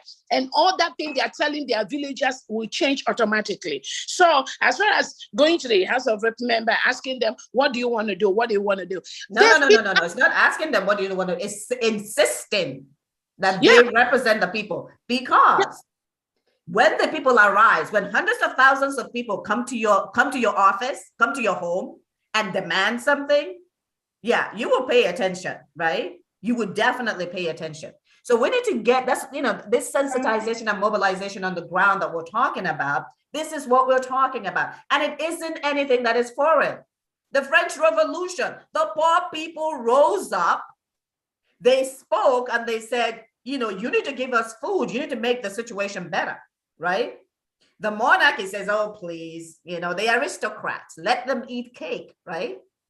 Then the people got tired and they responded off with their heads, right? Yeah. So our people, we need to get our people to the level where they understand that, yes, there is pressure on these elected officials. However, they have comfortable pressure, right? The senator's making $600,000 a year while 90 million people are dying in Nigeria of hunger. The president, I was watching this video about how much they put for travel internally for the president. Is it 300 million naira? Where is he going? 90 million people died. And the first thing that they wanted to do was to cut minimum wage, right? Yeah. So, the people need to understand this. We need to educate them and tell them that they have the power, right? They can change. They can make a change in what's going on. They can change their own destiny. That's important. Okay. Let's go back to this whole thing about can Southern governors, Middle Belt, can they raise a president? Let's answer that question. I know what we've been saying, right? We've been talking about it and we've shown kind of what the situation is. And one of the things I want to bring up is even just having this conversation of zoning tells you that unitary Nigeria is not a democracy. Unitary Nigeria, under that fraudulent 1999 constitution, aka Military Decree 24, cannot work for Nigeria, does not work for indigenous Nigerians at all. If they have to beg, if they have to plead, if they have to make threats, unitary Nigeria must fold for indigenous Nigerians to live. Yeah. So can I just answer? Yeah, can I answer Dr. Ngozi's question? Absolutely. About, like what do we do? Because, right, is that not what you were asking? Right? What do go we ahead. do? Go ahead. Yeah. So basically, what do we do with regards to going? Yeah, one, letting our people know. Sensitizing them, up to the degree where they will have to, stand up and, and basically, ask for what truly belongs to them.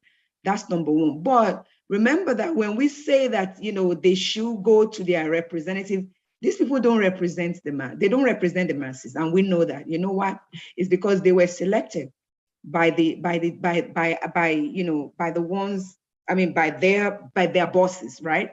Even as we speak, the 2023 election, right? Yes. That is yet to happen in about a year's time, right? The results of the elections has already been written. Let's not fool ourselves, right? When you go, when people go to the polls, they're just like, they're just trying to validate, whatever they've cooked up, and that's a fact. So if we say that, we want to spend time and educate these representatives, they work for them, right?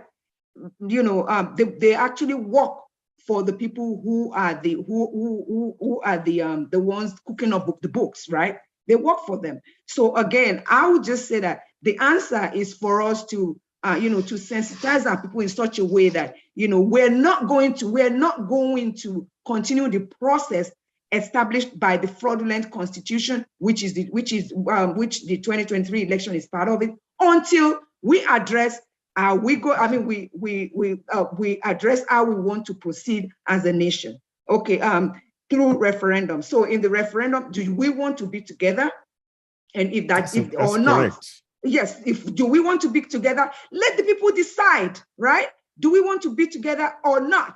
If the answer is yes, that we want to be together, well, let's negotiate the terms of our union or exactly. of our operations, our modus operandi or whatever that exactly. So that's exactly what we need to be focusing on, really. How we will sensitize the people, we will raise it to the level where they will absolutely reject whatever 2023 is without a referendum. We need to be heard. That's what we need. That's the answer. Ngozi, I hope I answered your question. Yeah, it is. I support very much what Dr. Modukwe just said just now, and it's a battle that we have to take on, you know, and I'm really sort of go ahead and say, right, you know what, this is not acceptable. We cannot continue in this manner, and that is why the key thing that we're doing this around that issue of talking in our languages, going into the communities is very, very important. Last week, I believe we spoke about the fact that many of the discussions that we have, sometimes it tends to be around the issue of we're speaking to the converted. Many of the discussion is around in English, but we need to really get into our communities, tell them what is really happening, how this will impact them in their language, in broken English. And we need more people to help us in that journey. Because the more people understand, when we tell them, when we say, in example, for example, in Yoruba, when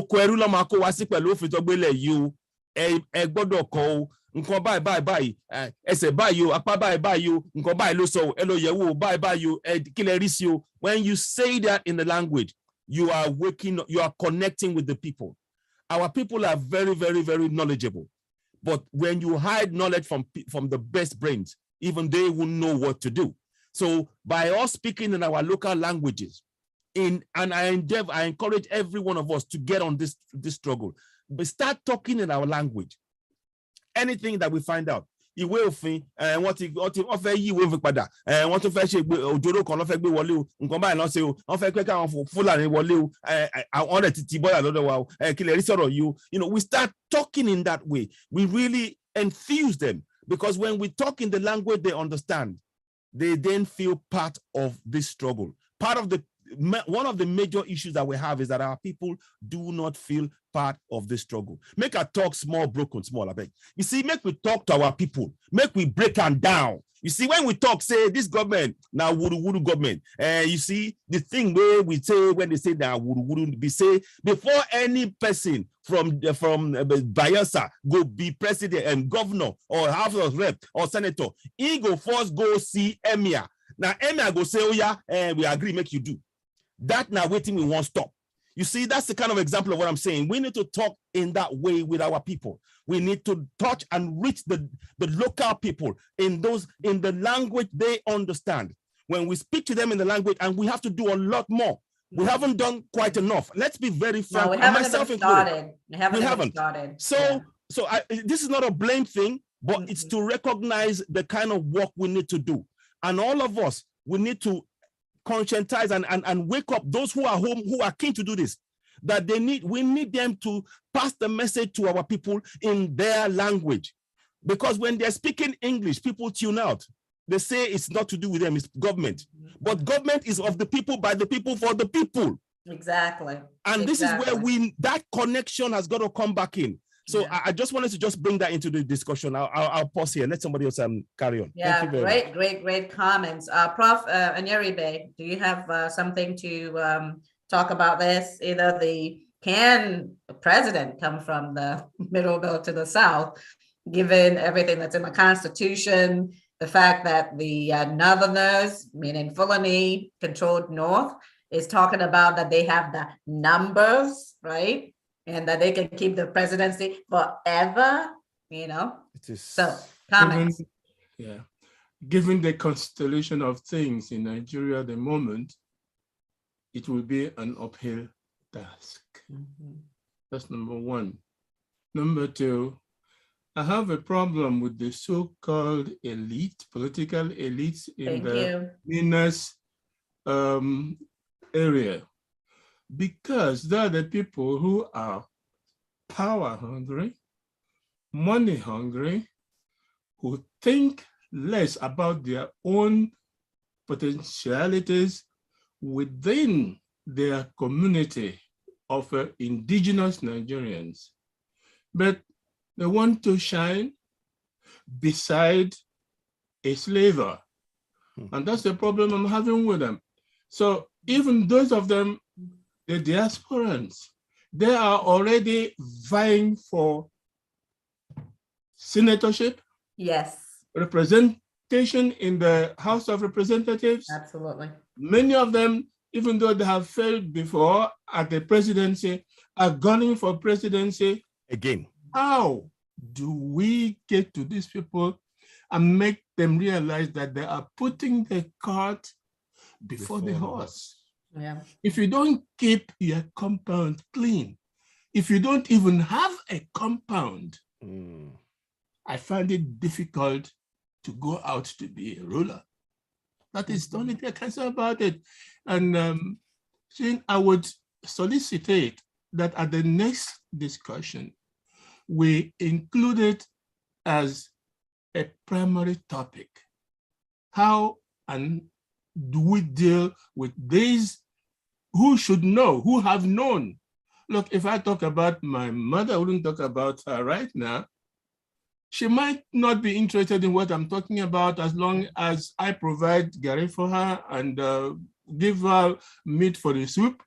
Yes. But even the person who has to work for himself and for herself, they need to understand what we're saying. And the people who are supposed to tell them that the people who are vying for all these offices, there are people who are not of much help to the Indigenous project.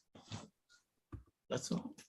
Thank you, sir. Absolutely. Thank you very much. That's really, that's kind of the crux of the problem.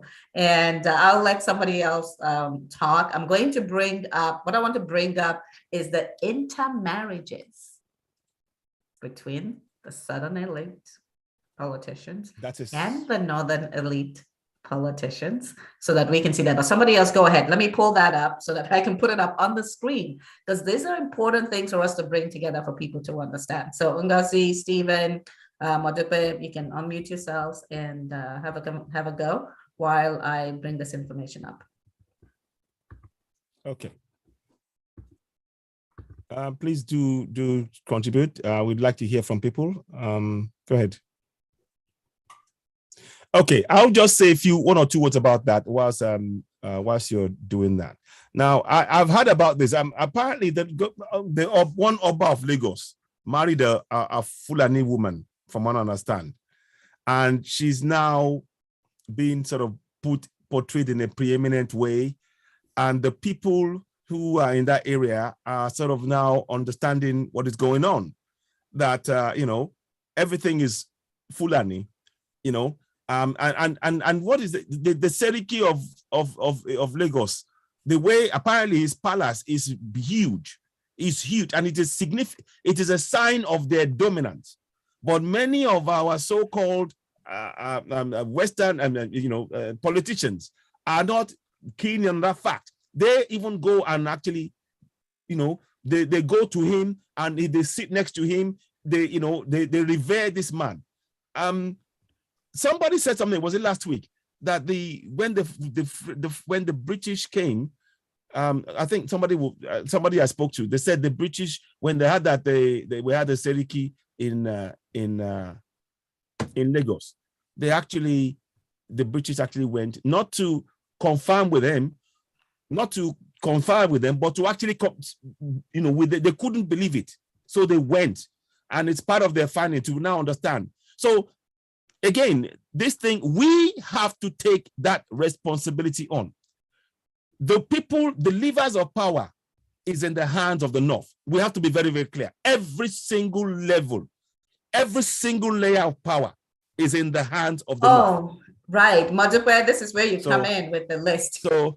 So what I do want to say to list? Yes, please. Yes, I have it.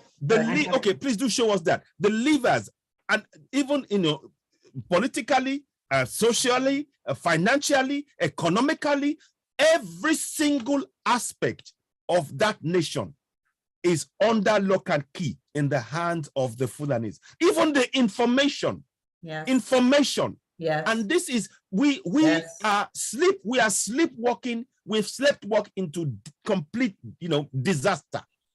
The only thing is to wake up the coming generation and begin to get them to arrest this situation.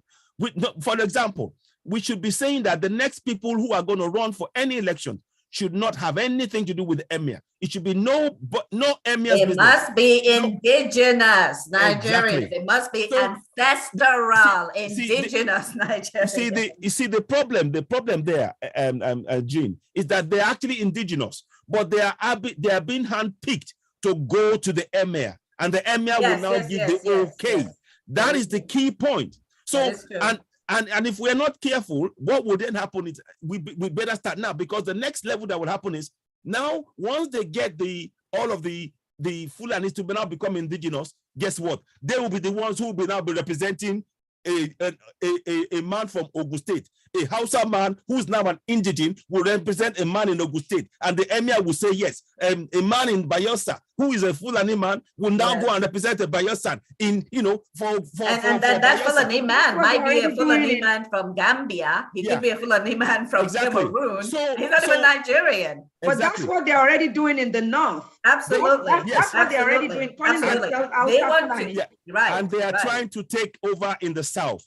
So we really need to, this marriage thing is almost the complete end, because once they marry in and the blood is in, that is, I'm not saying we shouldn't marry, don't get me wrong, but I'm saying our system, we need it to be southern. It has to be Yoruba. Things that we need to put in place in the Constitution to stop what's going on in Nigeria. But I'm going to go ahead and read out some of these things that we can understand, and then I'll pull up the information on the marriages.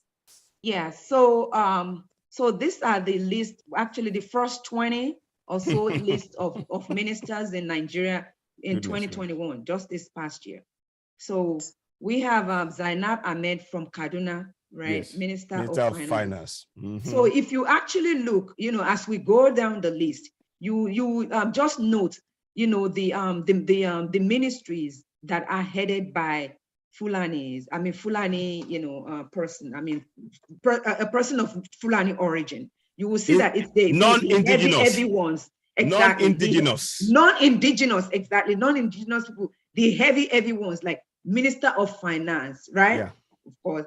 Muhammad Mahood, Kaduna State, Minister of Environment. Of course, we know all of the green spaces and everything, and and everything that comes with it.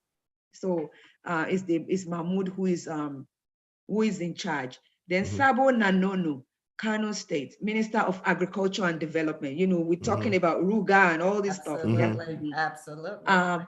Major General Bashir Sahili Magashi. Yes. Kano State, Minister of Defense. You see, where power, yes. Defense. That's what I'm saying. I mean, we're already surrounded. Everything. Right there, you can see we're already surrounded. We are. Yes. We've aviation. Exactly. And then Justice, KB. Yeah.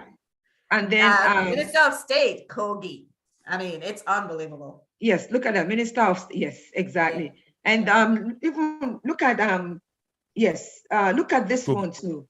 Well, okay, now let's look at Minister for Information. What are you informing about? What information are you? What are you informing? Lai Mohammed. Exactly. Minister of Disinformation and Misinformation.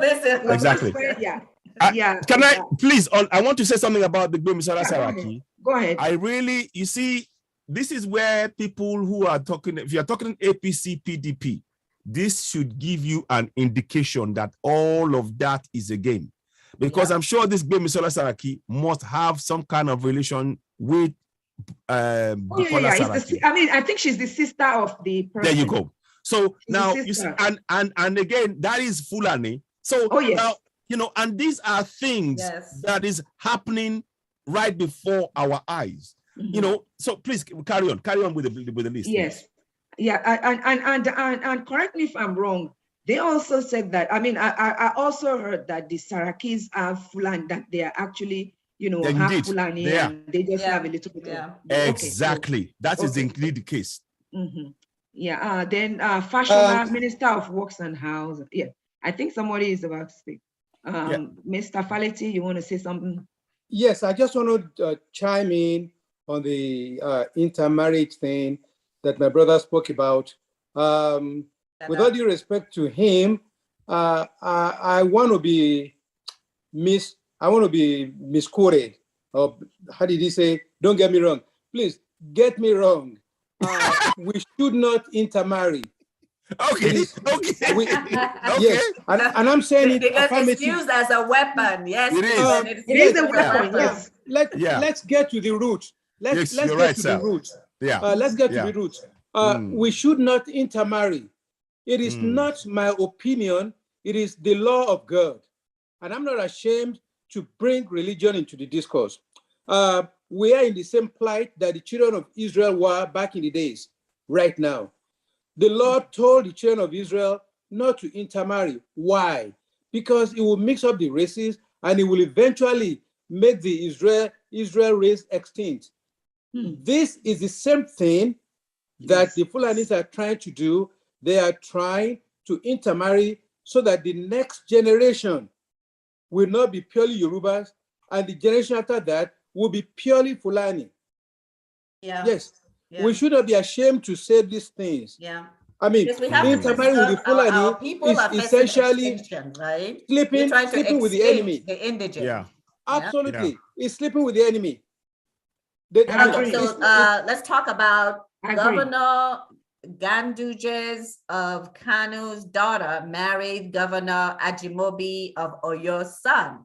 Okay, yeah. It's all arranged. It's all arranged within the elite class. Exactly. Dangote's daughter married former IGP Mohammed's son. You want to share that? Let me stop sharing the story.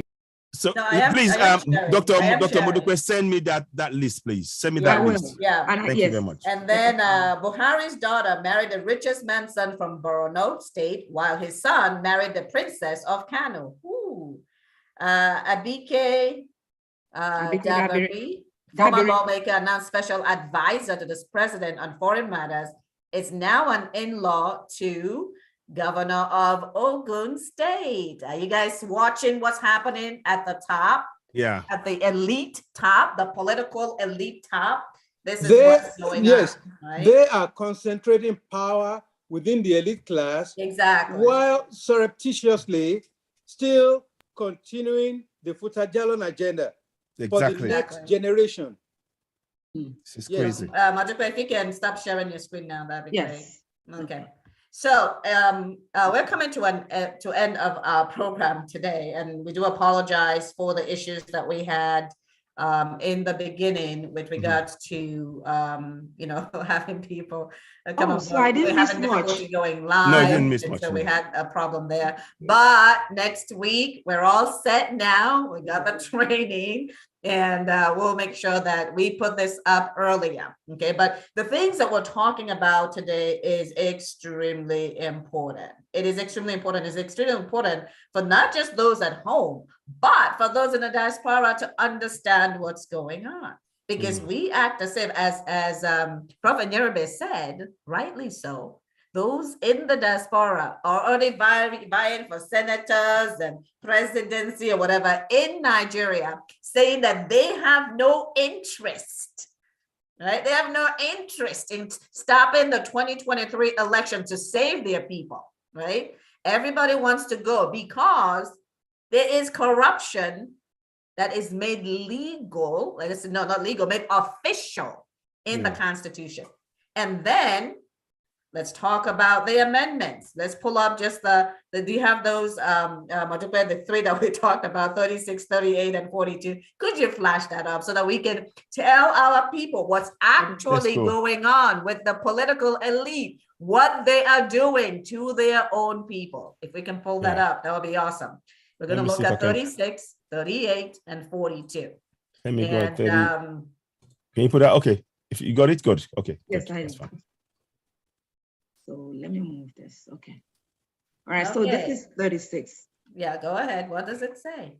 So it's a bill. So 36, bill for an act to alter the provisions of the Constitution of the Federal Republic of Nigeria, 1999, to expand the scope of citizenship by registration and for related matters. So all by the way, the related African matters, colony. the Ruga colony is Exactly. They are very, very well. That one is coming next. About that. This is to make it possible for all those Fulani around Africa to now get citizen by registration, right? Even though they have Ruga, which Ruga is not really about pasteurization. No, it's about giving Nigerian money to non-Nigerian Fulani, is giving Nigeria land for free to non-Nigeria Fulani, and worst of all, giving Nigerian citizenship to all Fulanis in Africa. Who the hell thinks that makes sense or has any basis for that to be true? No. How about all the Yorubas around Africa having Nigerian citizenship and getting land and getting 100% of their costs taken care of? Where is that?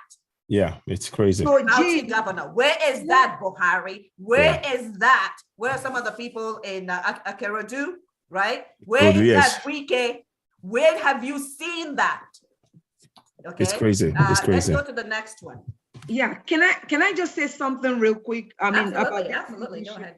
Because I know, Sister Tinu, Attorney Tinu was here last week, and she said she actually made 2 points that actually stuck with me. Is that number one, that they that whatever the provisions are within the within the constitution, that actually that we can when we actually start to analyze it, that in there are certain things that will also hold them as well. And let me just say what I see in here. Remember that she pointed out the fact that the definition, the criteria for you becoming a citizen, that you have to assimilate into the culture. So I'm telling you, with this, there are provisions still, right? If we too can go and challenge all of this, right? That is the point. Documented evidence. Exactly. That is the point. Where these people have not assimilated into the culture. In fact, they are telling the culture to assimilate to them. They are killing. They are destroying farmland. They cannot have citizenship in Nigeria because that is not assimilated into the culture, right? Exactly. That's what I'm saying. Other countries, they will take away your citizenship if you have a felony. Killing people is a felony. Destroying farms is a felony. right? Kidnapping. So I guess what I'm trying to say, though, Jean, is that all of those, if we really, first of all, the whole constitution is not even valid. But it's a fraud. Exactly. Yes. Yeah, but this is making it even more fraudulent. All these are contestable, though. That's what I'm saying. Because remember that. Let me also say this, and then I'll just stop there. Do you know? Go on to the next one, so that we can talk about the next one. The Fulanis, how they've been able to suppress our people and even suppress our so-called representatives and leaders, is that they will start slamming them with all these bogus lawsuits and stuff like that. Remember, I was surprised when I actually heard that when Obasanjo was the president and Atiku was the vice president, that Atiku slapped him with 30 lawsuits. Yes, honestly, I was surprised. That way, disturbing the man. So that's what they're going to do to any. So it's like, basically, if you're a southerner or a middle belt person, or or you were not handpicked by them, they will frustrate you. That they will do all these kinds of things to frustrate you. I'm like, we have this, with this their provisions. We can actually make sure. It's like we're just going to be pointing out assimilation. Nope. Criminality. Criminality. Absolutely. Absolutely. So all of this. All of these items are definitely not in line with the provision of 36 that you voted in. I'm thinking that it's like there's a way where there's a will. Where there's a will, there's a way. Where there's the way, there's a will. Exactly. Okay, let us go to the next one so that we can go ahead and wrap up. Because we talked about this last week, and one of the things that we made clear, because there are people that say, "Oh, we'll just ignore it." You cannot ignore it. You can't. If you don't speak, a closed mouth does not eat. A closed mouth does not get freedom. right? Exactly. Or what they do. So no, the organizations, especially freedom organizations in Nigeria, must speak loudly against these things, must hold their representatives accountable. And then we're going to talk about 42 right after I said that. Okay. Go ahead, Madupe. So 38, bill for an act to alter the Constitution of the Federal Republic of Nigeria to provide criteria for the qualification to become an indigenous of a state. So you see what they did here? So probably they will now go in and maybe remove some of those words like assimilation and do all of this. You see what they're doing? No. They want to put colonies. Let's not forget. They want to put colonies. But here, and so that will come in under this provision. But also you see the word criteria. Yes, absolutely. They can put anything in there. Because right now it's very vague. Yes. Those criteria is very vague, and they will put in whatever they want to pass. Jean, did this bill pass? 38. Did it pass? I believe so, yes. Yeah, I think it did. It did. Yeah, all of these passed. And it was signed. 42 yes, did not pass. It was. Yes, it was. And no one from the South voted against it. Yes. Okay. Exactly. 42 did not pass, but the other two passed. And they want to still make some changes to it. They want to come back and make some changes they're still talking about. Right, but the point is we have to stand firm against these. We cannot just let it continue.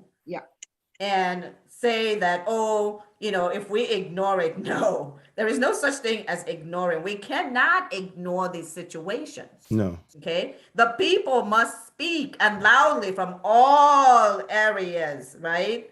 All areas of the. Jill, the thing is, these amendments they did, again, they've worked on it. They voted on these bills. Some of them passed, some of them failed. So those ones that have passed, for instance, this 38, I have to go back and look at it again. If these bills passed, all is waiting for is the signature from Buhari. It will be signed. He signed it. He's already signed it. Okay, so it's already signed. That's it. But it doesn't matter. The people can still voice there because they rushed it through. We didn't even have time for people to really talk about what's going on. This is the justification for us going for a referendum because the Constitution is a fraud and they are tweaking the fraud to perfect the fraud. Exactly. And we need to reject it.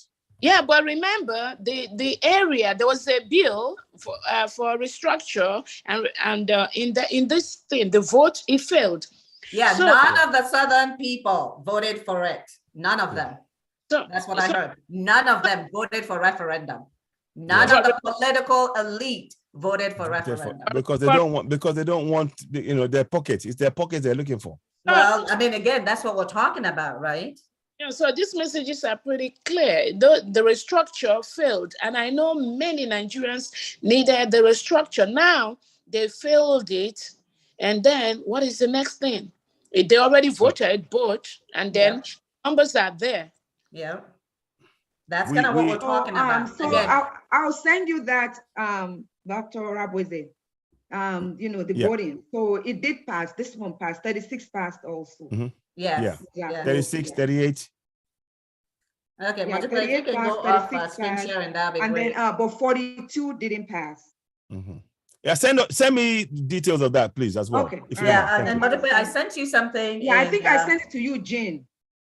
Sorry, no, yeah, I do have. Yeah, I have that from so many different sources. But I sent you something that talks about the colonies in the states. Just open it up and take a look. If you can go off screen sharing, that'd be great, so that we can start wrapping up here.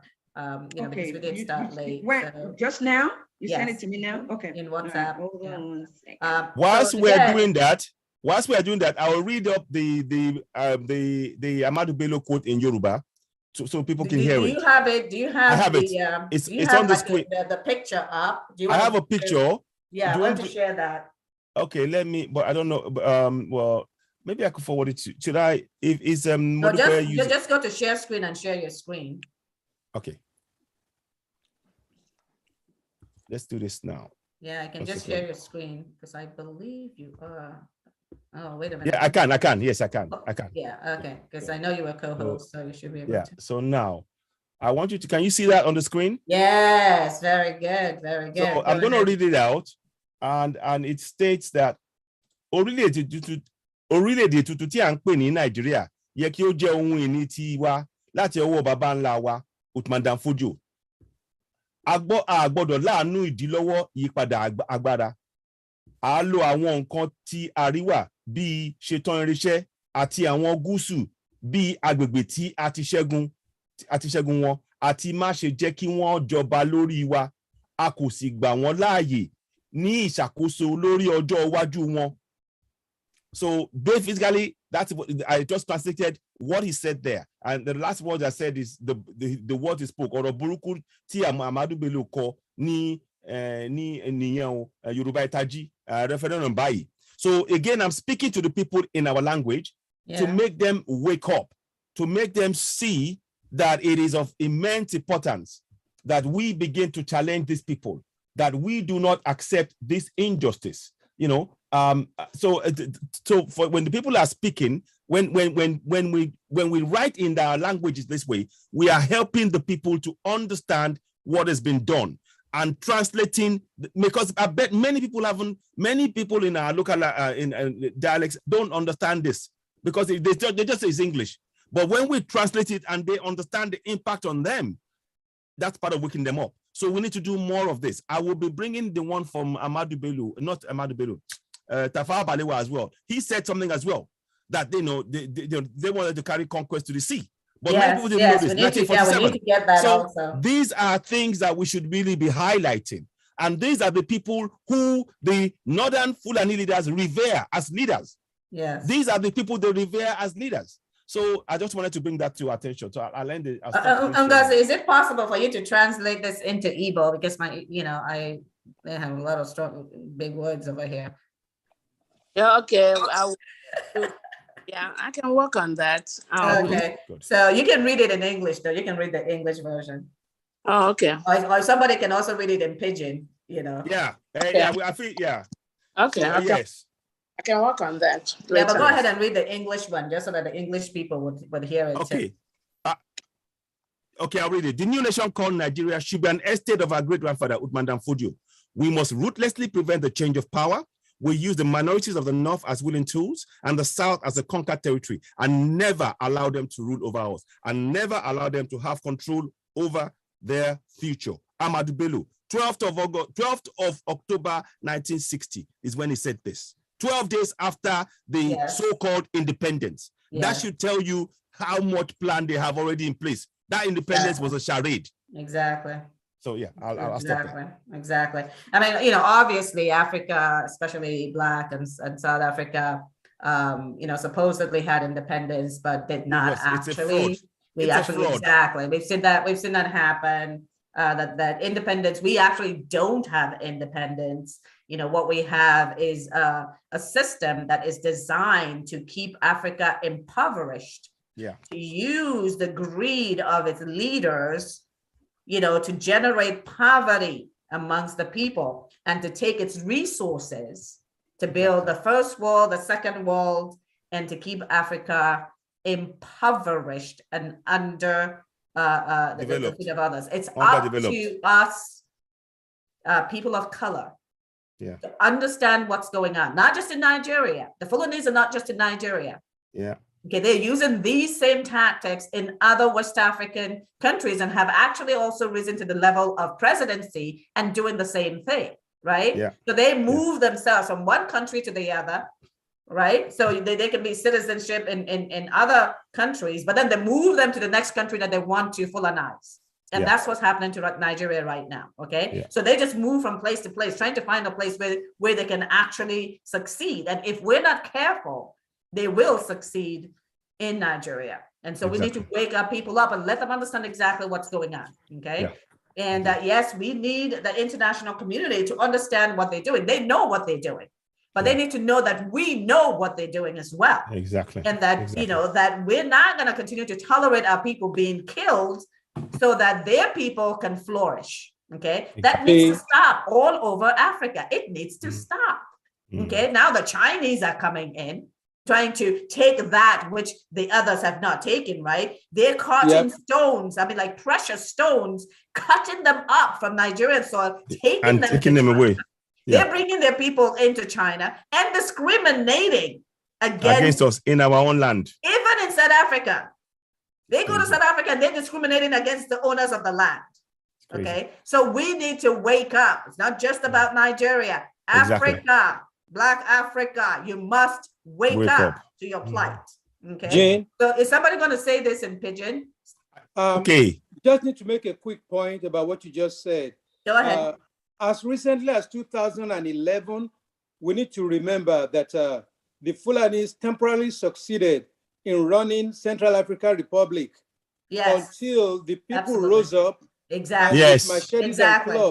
Drove them out.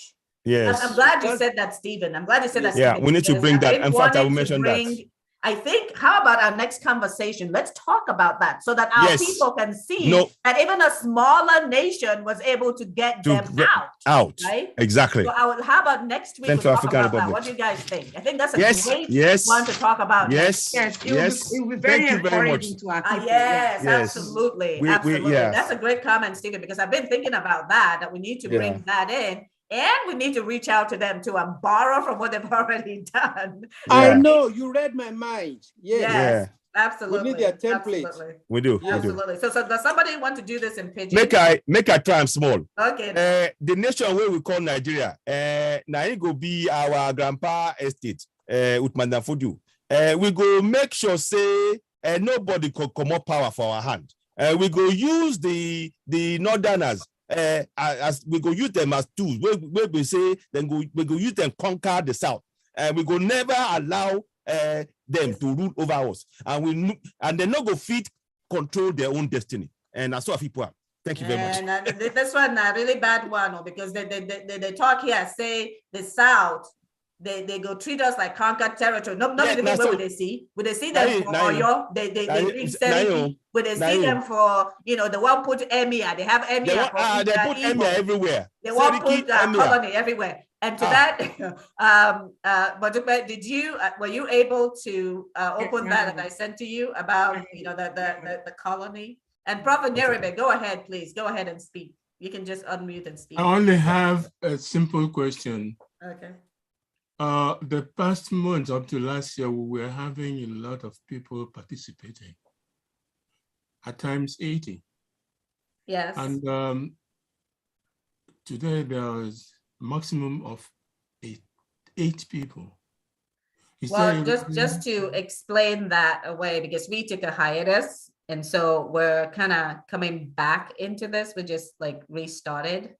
That's kind of why. And it just kind of takes a little bit of time to build up to the prior numbers. But just so you understand, right, the people that are here, because we've now turned this, as you can see, it's a little bit different from before. This is where we're actually having a discussion, right?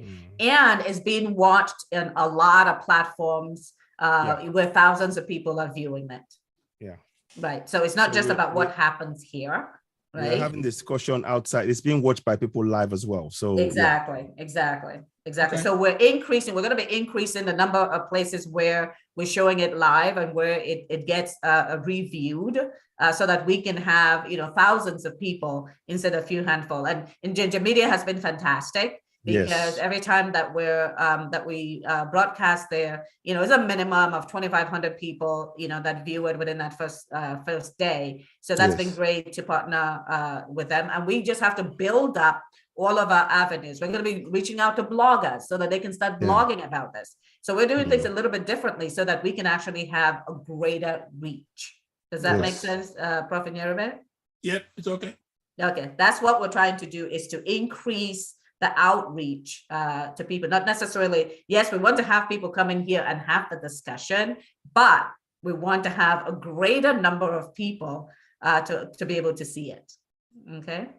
Okay, so go ahead. This is about branching. Yes. Right. So the government is, this is everywhere. The government is establishing stuff for ranchers. Where exactly are the indigenous farmers? The indigenous farmers are having their farms destroyed. and they are being put in IDP camps, while the government, whether the federal or in this case state, right, are establishing ranches for the Fulani using Nigeria money. Free land. What indigenous person gets free land? I want free land in Kano. I'm an indigenous person. I want free land in Kano or Sokoto. Let them give. You will never get it. But that is the point we need to make to our people. Our people need to understand what is going on, right? Right? Can I ask you, my brother, Citizen AY, yes, is sir. it possible to say this in Yoruba that okay, they are giving the elders, they're giving them land? Yes. Yes. For free. Farmers, Yoruba farmers, where are your land? Your land. Yes, for free. Ask them. We want free. Yes. We want free land. Right? Ilẹ̀ yín dà. On fún wọn nílẹ̀ lọ́fẹ̀ẹ́ lọ́hùn-ún ilẹ̀ tí yín dà. So that kind of thing, yes. I'll put it out there. Please. Yeah, so, please send me this link. Where are you with the Igbo version? Dr. Modupe, send me this link because I will use it as a basis of discussion as well. Okay, Mama Ngozi, where you did now? Where's the Igbo version? Oh, I think she dropped. Yeah, and she don't drop. She don't come out. Tell her.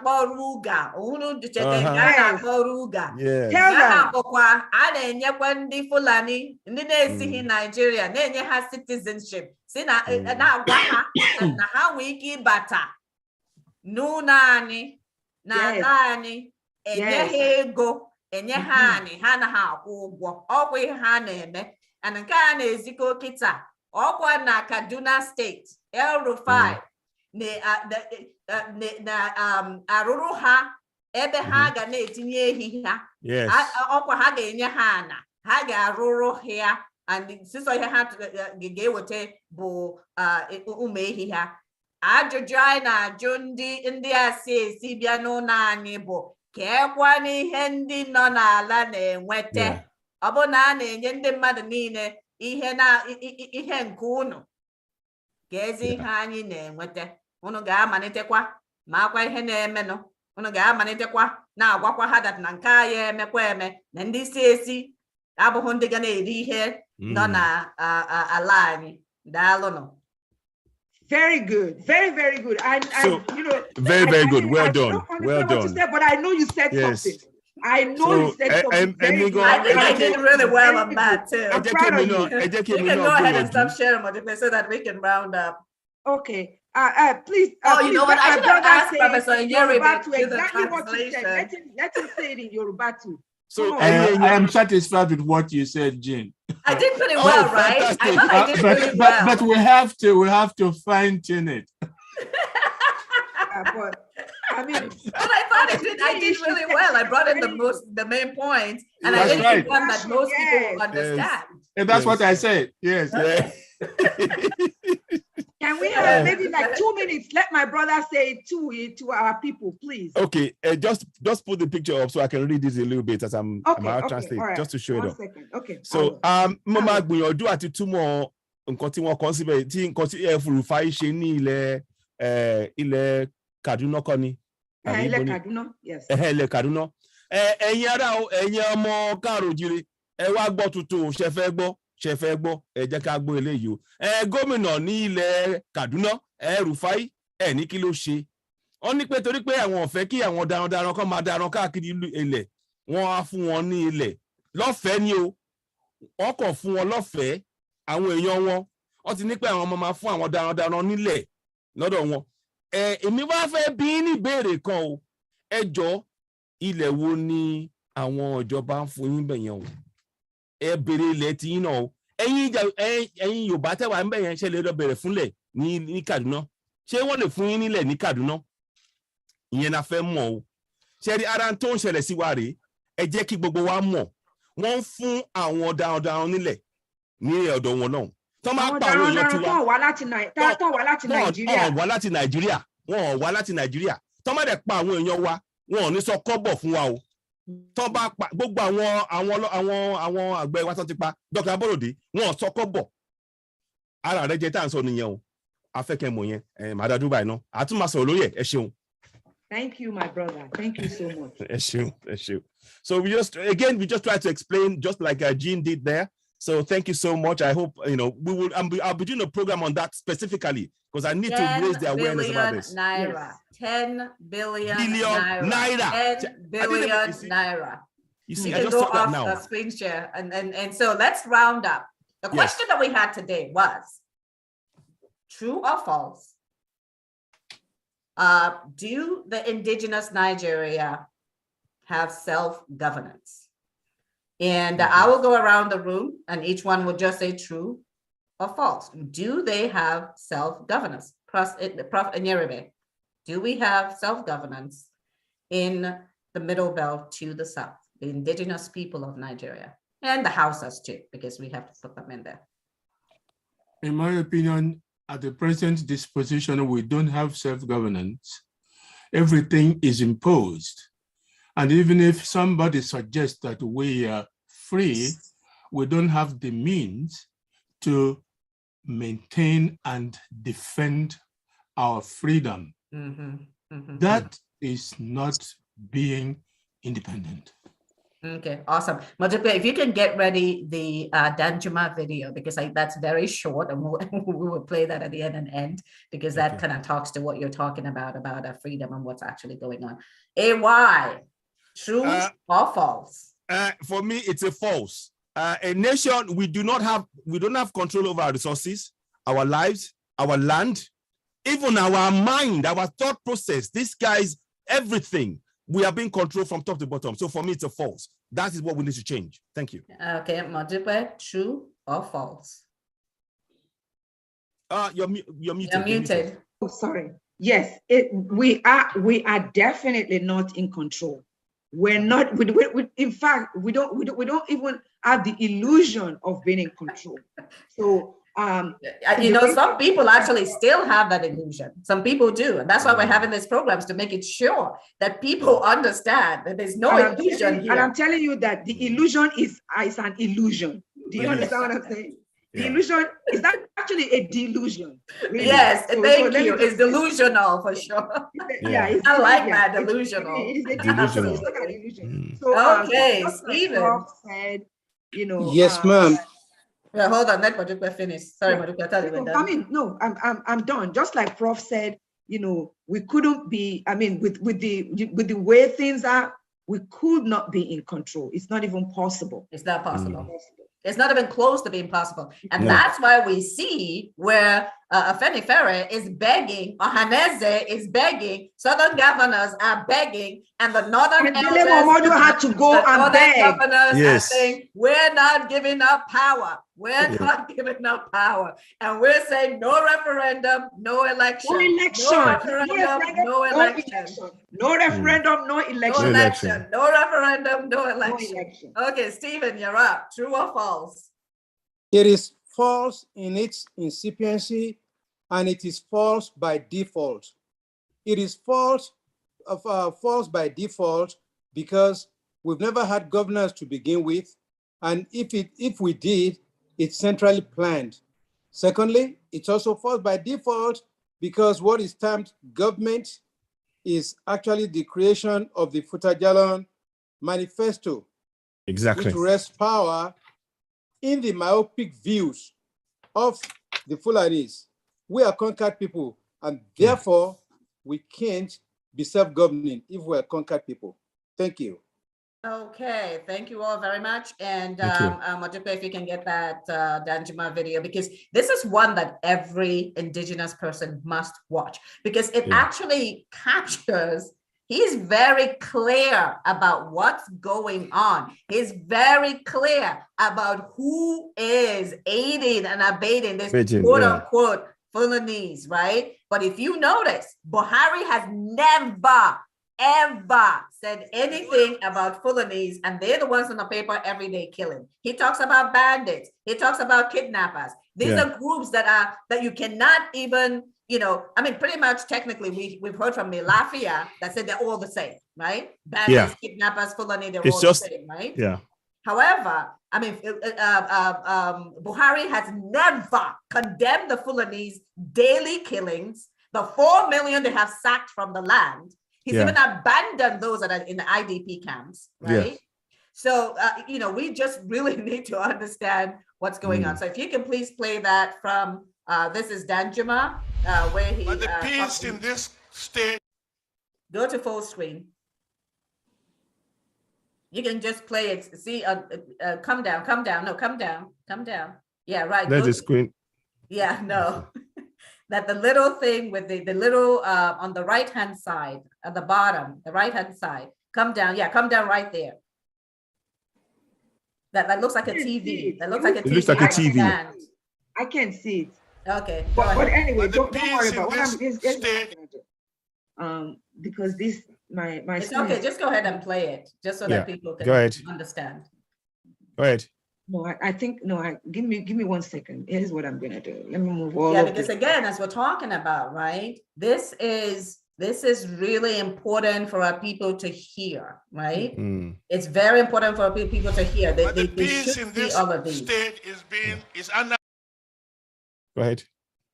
Under assault. There's an attempt at ethnic cleansing. You see? In this state, and of course, in all the riverine states of Nigeria. Talking about all of the South, Middle Belt to the South. We must resist it. We must stop it. Every one of us must rise up. The armed forces are not neutral. They collude. They collude. They collude with the armed bandits that kill people, kill Nigerians. They facilitate their movements. They cover them.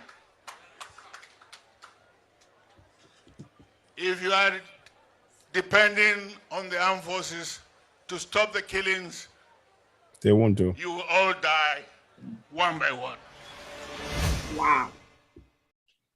Those are very strong but true words that it took in 2018. Yeah. And we are seeing it unfolding every day. Okay, it's unfolding every day. Again, these are the videos that we need to translate, right? We need to translate these videos for our people. And we need to start pushing them down. If we need to get them on the radio, we get them on the radio. If we need to get them in the newspapers, local newspapers, or there's headlines, we need to do so. We put them on pamphlets so that people really understand what's going on. Because our very existence, it's not just about our land, but our very existence. We're facing an existential threat where, as he's pulled, it says, there is ethnic cleansing and there is a jihad and there is a Fulanization that's going on. So the indigenous Nigerian is under assault. Exactly, under assault. that was perfect, right? Yes, under assault. Perfect. Yeah, I put it in there too. So thank you all very much. And next week, we are going to be talking about Southern African Republic. Central African Republic. Central African Republic. What happened with the Fulani there and how they were able to get their country back so that our people, we're a much larger group, will understand that it can be done and that we need to rid ourselves. I mean, everyone is welcome to come to Nigeria. Yeah. But when you come with the intent of killing the indigenous people and you carry it out on a daily basis and kill people like animals, and there is no repercussion, the government does nothing to stop them, right? Wouldn't even mention it. Talking about bandits and kidnappers. When Fulani herdsmen are on the front page, they're the only ones carrying guns to protect cows. You're killing people to protect cows. I mean, I'm sorry. Am I missing something here? So we're going to talk about that next week. Central African Republic and how they successfully save themselves from the hands of the Fulani. Yeah. Because again, this is not just a Nigeria problem. But right now, let's deal with our Nigerian problem. Get back our self-determination, our self-rule, right? Get back our assets. Get back our freedom for religion, our freedom to rally, our freedom for speech, right? And again, this attack is not just against Christians. It's also against moderate Muslims. And it's also about the traditionalists, because there's an Islamization agenda. The OIC, as Ngozi stated earlier, that's a huge red flag. The OIC, the multi-regional forces, all Muslim countries, Muslim leading country, not one single Christian leading country. And these are all where we have all this Boko Haram, you know, ISWAP, etc., etc. So how can you now ask these people to rein in their people who are killing Christians, moderate Muslims, and other indigents? So thank you all very much. It's been a very lively discussion. Let's go ahead and start sharing the information so that, you know, people can join us, but also join us online. We need to get moving and getting the bloggers, because the bloggers, as you guys remember, when we had the march in New York, were actually very pivotal in making sure that the news stayed on daily in Nigeria, so much so that the federal government was begging the reporters to stop reporting on it. We need to engage the bloggers. We need to engage those who have, you know, a massive audience, because mobilizing the masses is key. Unity is our freedom, right? Unity is our freedom.